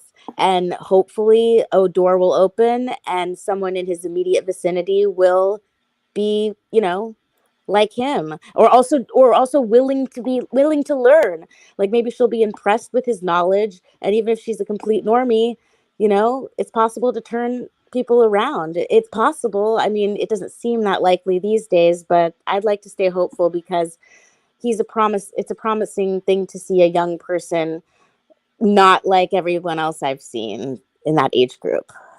yeah, we could agree on that. All right, you ready? You ready for news? Can I address the 777 comment? Someone in the chat asked like why I had 777 in my name. Yeah, I saw that earlier. A lot of people. Well, it's Why does Crow have 777 in his name? What's the origins and significance behind the number? Right. I'm 777 because I'm totally lame and couldn't be original, and I'm associated with Crow, so I just put Rose 777. But the reason why it's Crow 777 is very, very simple. The first letters, CRR, are his initials of his fictitious strawman legal identity, or whatever you want to call it, the birth certificate, his name. Those are the initials, CRR. And it just so happens that each one of those named first, middle, and last, numerologically reduces to 777. That's all it is. 777 is the numerological reduction of CRR. And when AOL was out and you had the screen name, he would put CRR and the OW 777, and then everyone just started calling him Crow. And then when he did the lunar wave thing, he realized that he needed to stay anonymous, so he just picked that old handle to be his YouTube name. And that's really all it is. Yeah, fair enough. We kind of get stuck with our YouTube name. It's like I picked Zetetic Warrior. Now I'm walking around with the name in the channel Zetetic Warrior. It's like I probably wouldn't pick that name today. It just is what it is. Yep. And then we look in so much significance. I'm sure Smith W. will tell us what 777 means in Gematria and how it's connected to Michelle Obama's large penis. Right. Let me ask you the hard-hitting questions, Rose. Who do you think has the larger male member, Barack or Michelle? Oh, very good question. I'm going to say that, gosh, I think Michelle is the top. And so she would be Yeah, you know it. We could probably agree on that. All right, ladies and gentlemen, it's time for news.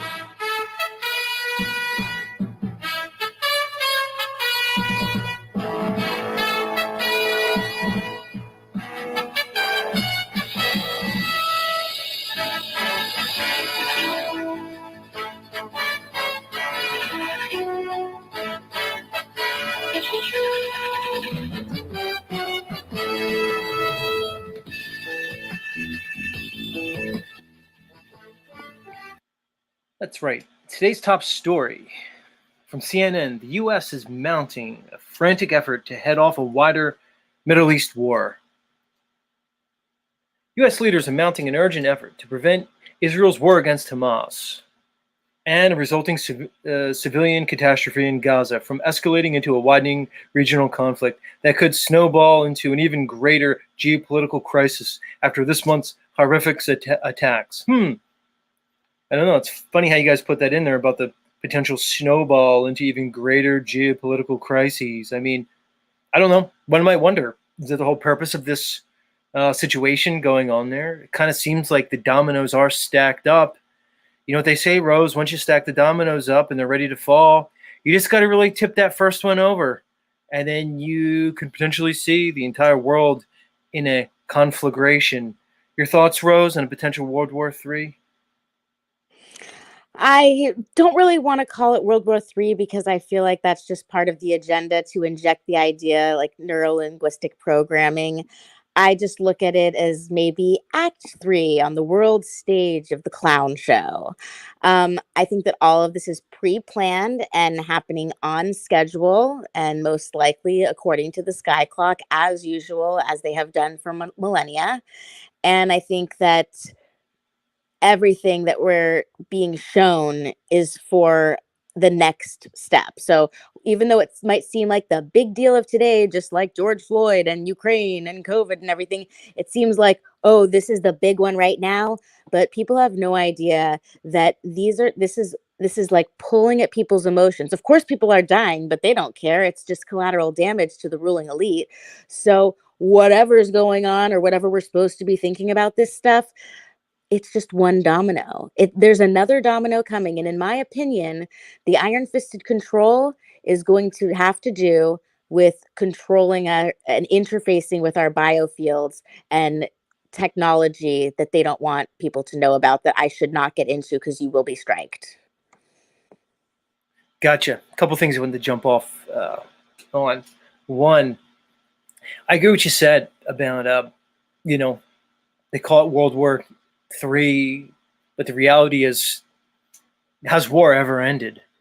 Have we ever seen a time where we weren't at war? So as you said, would it be more appropriate just to kind of categorize it as chapters? Yeah, I mean, well, let's really look actually, it's at the it, you know? opposite. It's the Go opposite of ahead. what you're saying because we have not declared war with Congress since World War II. Everything since then has not been a declared war. It's been a conflict. So again, they're brainwashing people into thinking it's an actual declared war, but really it's just a conflict that they are it's like complete bullshit. And you know why they can't declare war? Do you know why they can't declare war since World War II? Because it's illegal in international law to modify the weather during a war. And so, what were they doing during Vietnam? They were modifying the weather. So, that couldn't be a war. It was a conflict. And since then, they have not stopped geoengineering around the whole entire realm. And so that is why we don't declare war. And so just saying the word war means that you're falling for something that they want you to believe. Interesting. I never looked at it from that perspective. Also, it brings up the fundamental conflict between the powers of the executive versus the legislature, you know, because by the Constitution, the purview to declare war is held in the legislative branch. War is declared through the legislator. That's Congress. The House of Representatives and the Senate declare war, not the executive. And as Rose said, all these so-called conflicts that we enter into have been executive orders. We've reached a state where the president of the United States now has full authority over how the army is used. If you investigate the constitutional law, and if you look at precedent set by the judiciary branch in the Supreme Court of the United States, you find that this issue is far from settled. And the idea that the president can basically de facto now send a country to war is something that's new to this modern age. I want to go back to another thing you said about the sky clock. I would agree. It seems to me that much of what the elites do is governed by the astrology, not just war, but many of the moves made on a larger scale by these so-called elites. I often say this, Rose, and then I'll turn it over to you, is that, you know, the average man or woman, you listening to me right now, you might not believe, quote unquote, believe in astrology and the significance of it. But the reality is those making the decisions in this world, the powers that shouldn't be, it seems like everything that they do is governed by this astrology. Any further thoughts on that, Rose, before we move on?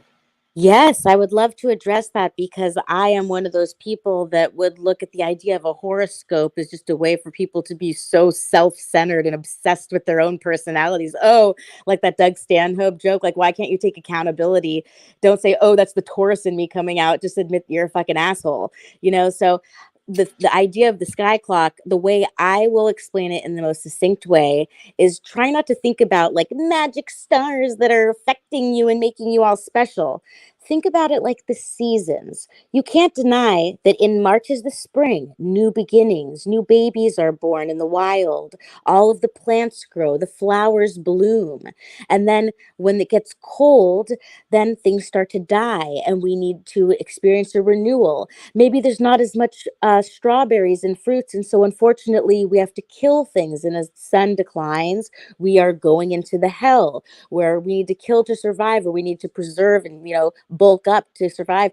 But we have been so disconnected from nature that people can't even see what's right in front of their eyes, that no matter what, our lives are completely dictated by the luminaries and what's above us. They control everything, just like the day and the night. You can't deny, oh, I'm not going to believe in night.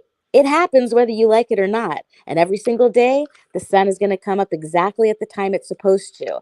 So I think what the elites are occulting and hiding from us and trying to keep from us understanding is that the seasons affect us just like it affects a strawberry or a grape. And now, with all of the data collection that they have and all of the ways that they've been able to control people and see how we act in groups, and the way that Edward Bernays pointed out that all you have to do is control a couple of leaders of different compartments, and then the rest is going to happen organically, it just makes sense that, they're going to do things like the season of sacrifice in the spring, alchemical processes begin in the spring, corporations start in the spring, and then they do a lot of false flag events and hoaxes and emotional things in the fall. And for some reason, they're doing this. You know why? Because it's working.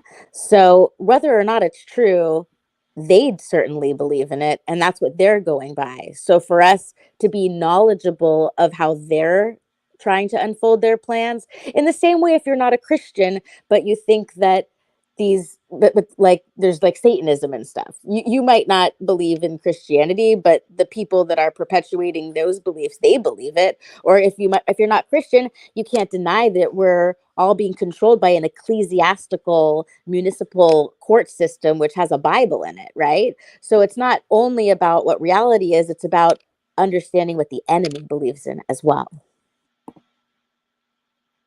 Good stuff.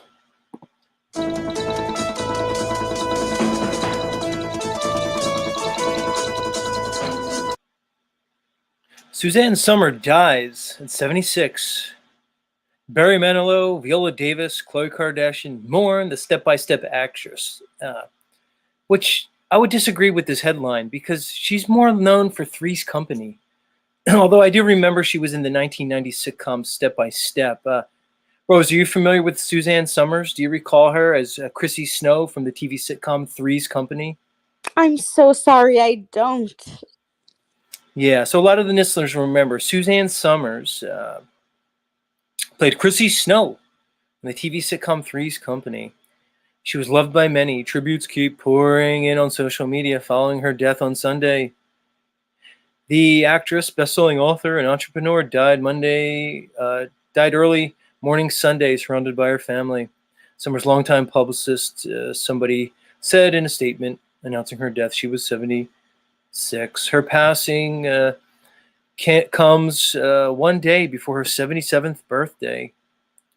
Her family was set to gather and celebrate her birthday, and now will continue to honor her legacy. They will celebrate her extraordinary life. I want to thank her millions of fans. Suzanne Summers. Apparently she died of breast cancer, complications from long-term breast cancer. She was one of the original 3 cast members of the 1980s sitcom, might have been late 70s, I'd have to look it up, sitcom Three's Company, where she played the lovely Chrissy Snow. Apparently she left after only a few short seasons due to contract negotiations, and they had to bring in other members to play her. Play a little reminder for anybody who maybe knows what I'm talking about. Let me get my sound up here.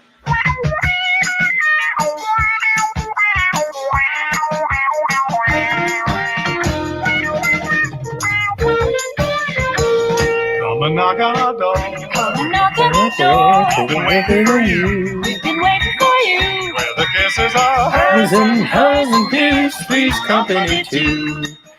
To my members of the audience who remember Three's Company, I want to put this out to the guys out there. Guys, give me a vote in your chat. Who do you think was hotter, Chrissy or Terry? If you remember, Chrissy was replaced. Chrissy Snow, the Suzanne Summers, she was replaced by an actress who played the part of Terry. I forget her name. I guess I could look it up. Three Fingers, were you more of a Chrissy person or a Terry guy? Although Terry was attractive, I think Chrissy's going to have my vote. I think Chrissy was a little bit more of the hottie in Three's Company. And if I were the producers of the show, like if I can go back in time and be whatever Jewish producer made the 80s sitcom Three's Company, I would have probably given Suzanne Summers a little bit more in her contract negotiations. I would have kept Chrissy Although I feel like Terry did a fine job filling in on the show. I'd like to hear what the audience has to think regarding the Chrissy Terry debate. See, Thunder Chicken likes Terry. Heidi's a Suzanne Summers fan, a Chrissy fan. That's right, Thunder Chicken. Terry's name was Priscilla Barnes. Good one. And there was a third one, too. I think there was one after Terry, believe it or not. She was like the clumsy one who kept like stepping on Jack's foot. But L.A. Young loved her outfits. Yeah. It seems like the crowd's more of a Chrissy. I have a Chrissy group here.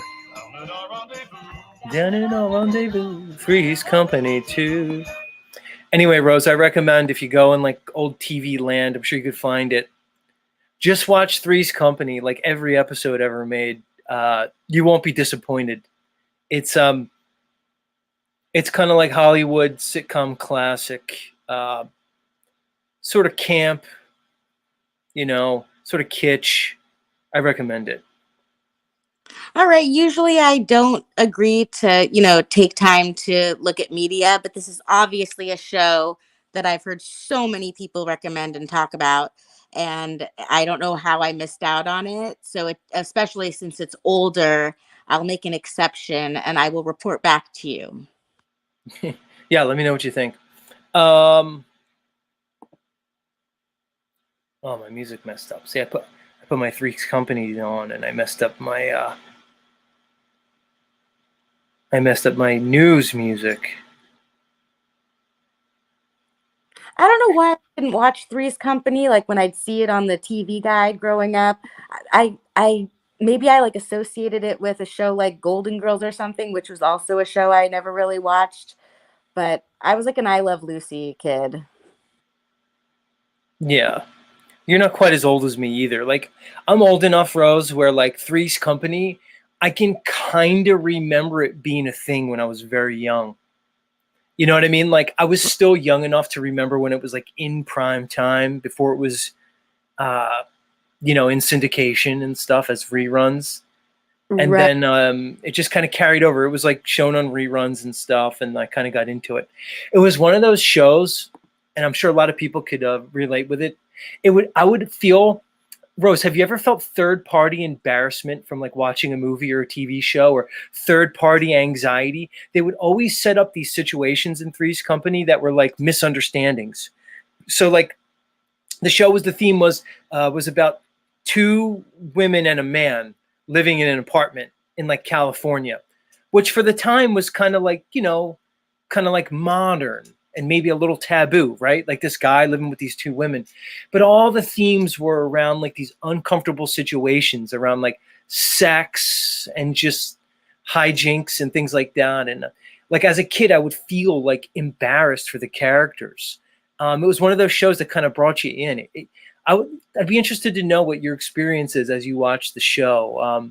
If it kind of like gives you the same weird feeling it used to give me as a child. Yeah, Very strange. Because I do recall people saying that Three's Company was like back when like people were allowed to be funny and like do taboo things, if I recall correctly. Am I right, or am I mixing that up with some other show? Oh yeah, like it would be considered totally like sexist nowadays. It was like the main character, Jack, played by John Ritter. He was just a classic, like, kind of like woman crazy. It was always about like the hot chicks with the big boobs and the good bodies. The women were just stereotypical, kind of like, slutty kind of women. And then it was like that kind of thing. It was very like objectifying, one would say even misogynistic in a lot of ways. You saw a lot of those dynamics. The comedy was based off like those things, those weird dynamics. That's right up my alley. They don't make them like that no mo. All right, let's move on to the next article.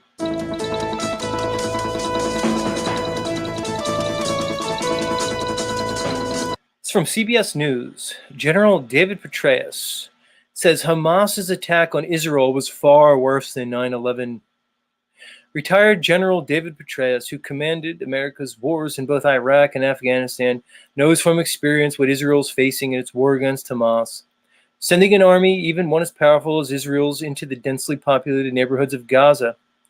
This is going to be a very, very tough fight, he told CBS News. I almost can't imagine a more challenging contextual set of circumstances here than what they face. Couple things here, Rose. I agree. The situation they're setting up is quite challenging. It seems to me that the whole geography of the Middle East was set up to create a very challenging contextual set of circumstances, as Mr. Petraeus says here. That being said, they did reference 9/11 here. Part of me thinks that some of these challenges, Rose, seem to be engineered, almost purposeful, almost as if a stage has been set to play out the theater of war. I don't know. They call it a theater of war. I wonder if that kind of is an indication of what this may be. Rose, given what you and I understand about 9/11, as David Petraeus says this is far worse than 9/11, I don't want to speak for you, Rose, but when I look at 9/11, I certainly don't see a story that was portrayed by the mainstream media. I don't see a story in which 19 hijackers took down 3 or 4 buildings with a bunch of box cutters. Your thoughts, Rose? Is this worse than 9/11? And if so, well, what is 9/11 really?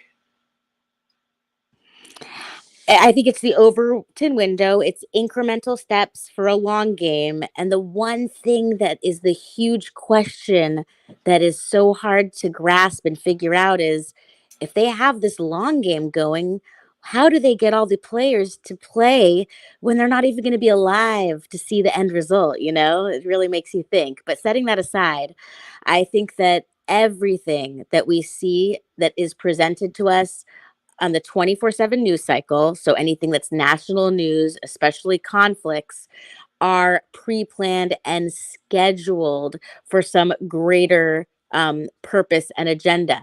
Now, as for Israel and Palestine in the Middle East, obviously, there's one thing that came out of World War II that we can trust, which is that there was a central bank afterwards.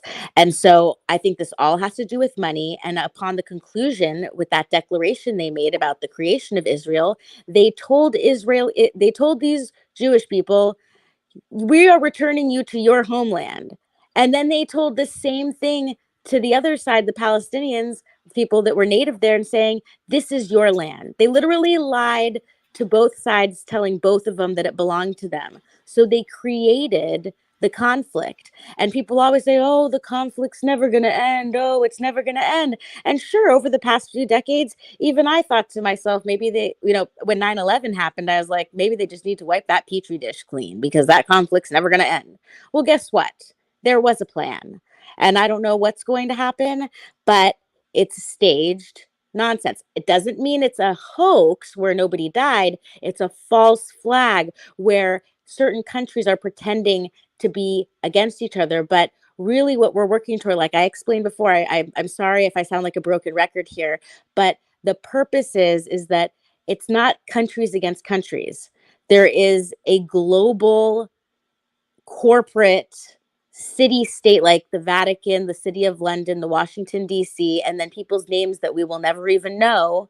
They're all orchestrating this in order to attain this agenda of like depopulation. So it's easier to control us. If you were a sheep herder and it was starting to get difficult to control people, it only makes sense that you would try and figure out a way to make it easier for you to control people. And in this age of information, they had to take that away from us and make it the age of deception and information control. So it's through the data and the way that we are responding. And I am a hypocrite right now because by publicly responding and giving my input, I am giving information to their data collection. And they are using our reactions, our beliefs, our assumptions to next formulate how they're going to tip over that next domino that then is going to lead to more stuff.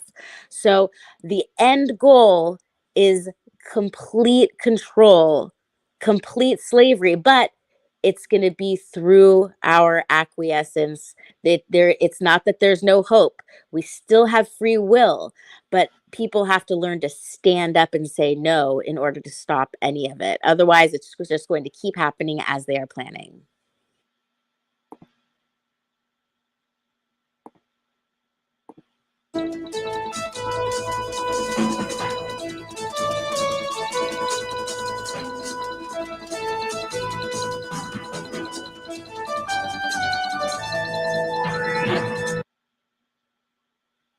Let's get into celebrity news. This is from The Insider. Jada Pinkett Smith wanted to announce she and Will Smith were separated in 2020, but Will wasn't ready. Jada Pinkett Smith says she originally wanted to announce that she and Will Smith were separated back in 2020, but the Bad Boys star wasn't ready for the news to be made public. The 52-year-old star revealed that the pair have been separated since 2016 in an interview with Today Show host Hoda, whatever her name is, Hoda, on Friday ahead of the publication of her new memoir, Worthy. She also denied the rumors that the couple are in an open marriage. I know you're not into like pop and stuff and mainstream stuff, Rose, but I'm sure you're aware of Will Smith and Jada Pinkett Smith. If you remember the infamous Oscars slap where Will Smith slapped Chris Rock across the face and he uttered the famous words, "Keep my wife's name out your motherfucking mouth." Turns out that the slap that he gave the slap Will Smith gave to Chris Rock at the Oscars was for a wife that he has apparently been separated from for over 7 years. Rose, your thoughts on this? We just talked to John Thomas about his separation. What are your thoughts? Here we have a celebrity, Will Smith, who's existing again in a marriage where he is still in a legally binding contract. He and Jada Pinkett Smith have been married since the 90s. They do not have a prenup. Mr. Will Smith is worth a lot of money. He's in a marriage. He's separated from the wife. He's acting as a husband and wife. They're accompanying each other to the Oscars, but secretly they've been separated the whole time. I'm going to say this before I hand it over to you, Rose. I'm just going to point to this as another example of how the marriage is benefiting the woman. Of course, Will Smith doesn't want to leave this marriage because Will Smith is going to lose half of everything he has if this happens. Your thoughts, Rose? Okay, so first I'm going to address the slap and then I'm going to address the relationship dynamic. Are you cool with that? Yes, proceed. Okay, so I believe that the slap was a staged and planned fake theatrical event, and it's for a funny reason. It's because Chris Rock had made a bald joke, right? He said something about G.I. Jane, right? So Jada Pinkett Smith, all over the news, is open about having alopecia. And right around the time that the Academy Awards were going on, there was a brand new alopecia drug. So this is what I'm talking about. This is the neurolinguistic programming. This is the pre-programming. This is just getting these words into people's heads that, oh, alopecia is going to be on the forefront of people's subconscious or conscious mind, but it all had to do with alopecia and propping up this new drug for it. And then, oh, it's time to like stand up and recognize all the people who suffer from alopecia. It's always a new thing, like, oh, it's like breast cancer month, or it's like, fat people month, or Jew month, or whatever month they want it to be. So that, because they are prostitutes, any A-list celebrity that gets that big, everyone just has to accept the fact, as much as you might like someone, that they are basically prostitutes for the production companies. And when they get, when there's some hurricane, how is it that all these celebrities show up for some fucking telethon and look like they'd rather be like dead than be there? It's because they have to do what they're told. Aside from that, yes, they do have a real relationship. In the early 90s, they lived right like a stone's throw away from my dad's house in Hidden Hills, Calabasas. And their first child went to preschool with my little brother, Michael. And it seemed like they were just normal people. But of course, as time goes on, they get more and more and more corrupted and are told and forced to do more things that are more towards the agenda. So I think that it is true that they had at one point a real relationship with children and probably loved each other a lot. And I do believe that Pinkett Smith is a woman who gave birth to those children, and that Will Smith is now just like every other unfortunate man. It just so happens his is on the $1 million scale rather than, or like many millions of dollars scale, and it's so public, which makes it even more complicated for him. And I just can't even imagine how this can be resolved, because it's kind of like what you said, it's the same situation where he's going to try and prevent it from occurring, but how is that going to be possible, especially with having a public relationship and all the, like, resentment that occurs in these marital issues. So I think ultimately they're going to have to come to an agreement, and I would hope for them that it happens outside of court. Yeah, I find the whole situation very strange. You have rumors about, open marriages, that they have an open marriage, rumors about, their sexuality and things like that. Well, look at their kids. Their kids are all with the gender confusion, right? Or am I mistaken? They all went out of whack. Maybe one of them is like trans or something. There So, seems to be yeah. something going on there with the kids. I mean, Yeah. they're part of that whole Hollywood weird, the whole Holly weird situation. Very strange. And I'll just say in general, another example of the antiquated institution of legal marriage, and how it evidences itself in today's modern times. And I don't really see. I see like a conflict between this idea. Look at our friend that we talked to earlier today, John Thomas, trying to bring the idea of a marriage, which is a biblical construct, into the legal realm. It's fraught with problems. To me, the underlying issue is the system itself. And when we look at these celebrities, to me, it's just something we could look at as an example of how these things play out, on the micro and the macro.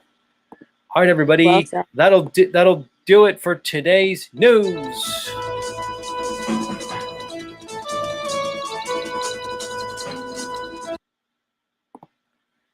All right, Rose, that'll bring us to the end of another Z show. Parting is such sweet sorrow, but you don't have to go home, guys, but you can't stay here. Rose, final thoughts for the listening audience today?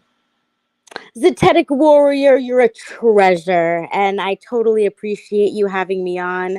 In 1 hour, we'll be recording. I think it always amazes me how I keep going, but during these early morning hours that it used to be so lonely, I finally have a community of fellow morning people for the morning shift of life. And so I really do appreciate that you kept me up here so long. It is an honor. I do feel special. And so you better ignore me next time I'm here, so I don't get, my head too big. Well, the honor's ours. We're truly the honored ones. So you're going to be recording soon. What's the what episode are you recording today? What's the theme? Very interesting and difficult episode for Jason to write because he didn't have any experience, but hacking. So, like the history of hacking, he's going to be going through the timeline. And if you want me to give you a little special for your show where everyone gets to hear something before the episode's released, one bullet point, I had no idea. You want me to give it to you real quick? Because it's so interesting. You're going to love it. Shoot. Okay, so remember back in the day with phones when you press the button and it made a tone, do do do do do do do, and you'd kind of like memorize how certain people's numbers sounded? Yes. Okay, so they could figure out that if you could duplicate the right tones, that would be a way to hack into telephone systems. And someone figured out that the toy in the Captain Crunch cereal, which was a whistle, was the right tone for hacking into something. And they did. And people figured it out. And then, of course, they stopped making the toy, or they figured out how to make it a different sound. But isn't that funny? People should look it up to, like, in case I said it wrong, just look it up, like, hacking Captain Crunch whistle tones. That is pretty funny. And you know that's right up my alley with the sound and stuff like that. I find there's a lot with the frequencies, and I like how Crow and Jason are into that. Who knows? Maybe sometime soon, maybe Z will have a chance to chop it up with Crow and Jason, and maybe see what kind of comes of it. Who knows, folks? Who knows? All right, my friend. Thank you so much, and I'll head out. Have a wonderful day, and I'll talk to you soon. Back at you. Rose 777, everybody. I've said this about Rose before. She's kind of like me. We're in the same territory where, I don't know, we've almost been exposed to like too much. There's like too much, too many rabbit holes. You know, it's enough, everybody. There's a lot going on. Hey, here's a little secret for everybody. You're never going to figure it all out. And the weird part about this whole realm is that each question that one may answer just leads to like an infinitely greater, infinitely more questions, I should say. RT says truth or overdosing. Yeah, definitely RT. Have you gotten to that point yet, Mr. RT? Have you overdosed on truth yet? Has it happened to you? I think it's happened to me. I think I'm there. I don't really need to know anything else. Like, it's enough for me. Like, I'm good. Like, what's the next thing possibly? Like, how am I going to be ready for like the next thing that happens? Who knows? I mean, there is no finish line with truth. Maybe that's the thing.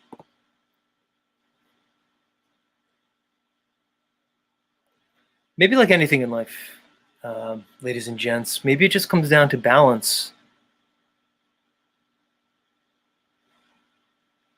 Not engaging in either side of the pendulum swing. Finding a place of reason, place of understanding. A place where we could exist in some degree of sanity. Because of course, there's no utility in being ignorant. And to be willfully ignorant is even worse. But then again, to indulge in this never-ending pursuit of knowledge and what we call truth, again, maybe a trick in and of itself. Just another means or mechanism that the system uses to entrap us, to bind us here in this Malkuth. I think I said it right. Caged reality taught me that term Friday. Is it Malkuth, everybody? I'll look it up afterwards. We're going to go with it.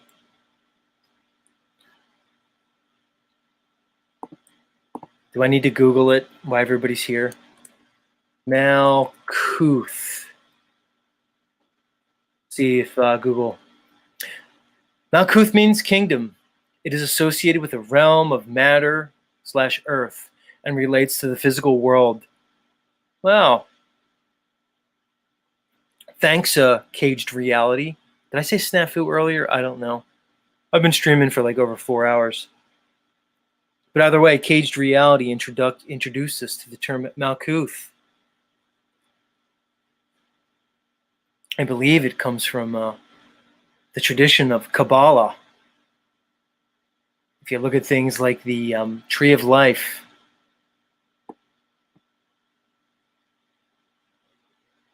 so thank you. Are we all lost in confusion? Are we all existing in a state of illusion? A diffuse world of Malkuth? The ancient Vedics and Hindus call it Maya, the dream state. Is it possible that the dream state Is it possible that the state of existence that some call maybe the ethereal state, uh, the Akashic state, is it possible that that's the true reality, and that what we're experiencing as the physical, the prima material world is the illusion?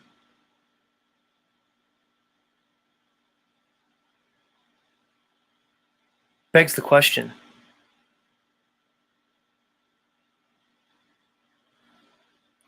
Is the astral realm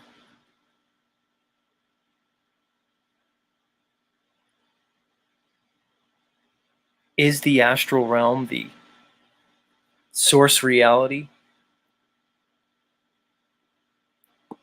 Are we indeed existing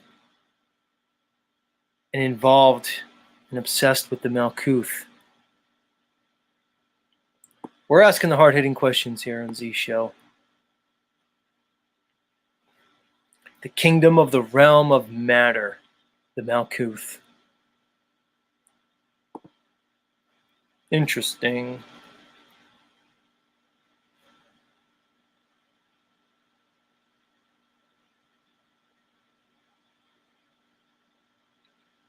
All right, everybody. It's enough. That'll do it, friends, for this episode of Z Show. Today was Monday. Join us again tomorrow. Same Z time, same Z place for another episode of Z Show. Much love, everybody. Take care.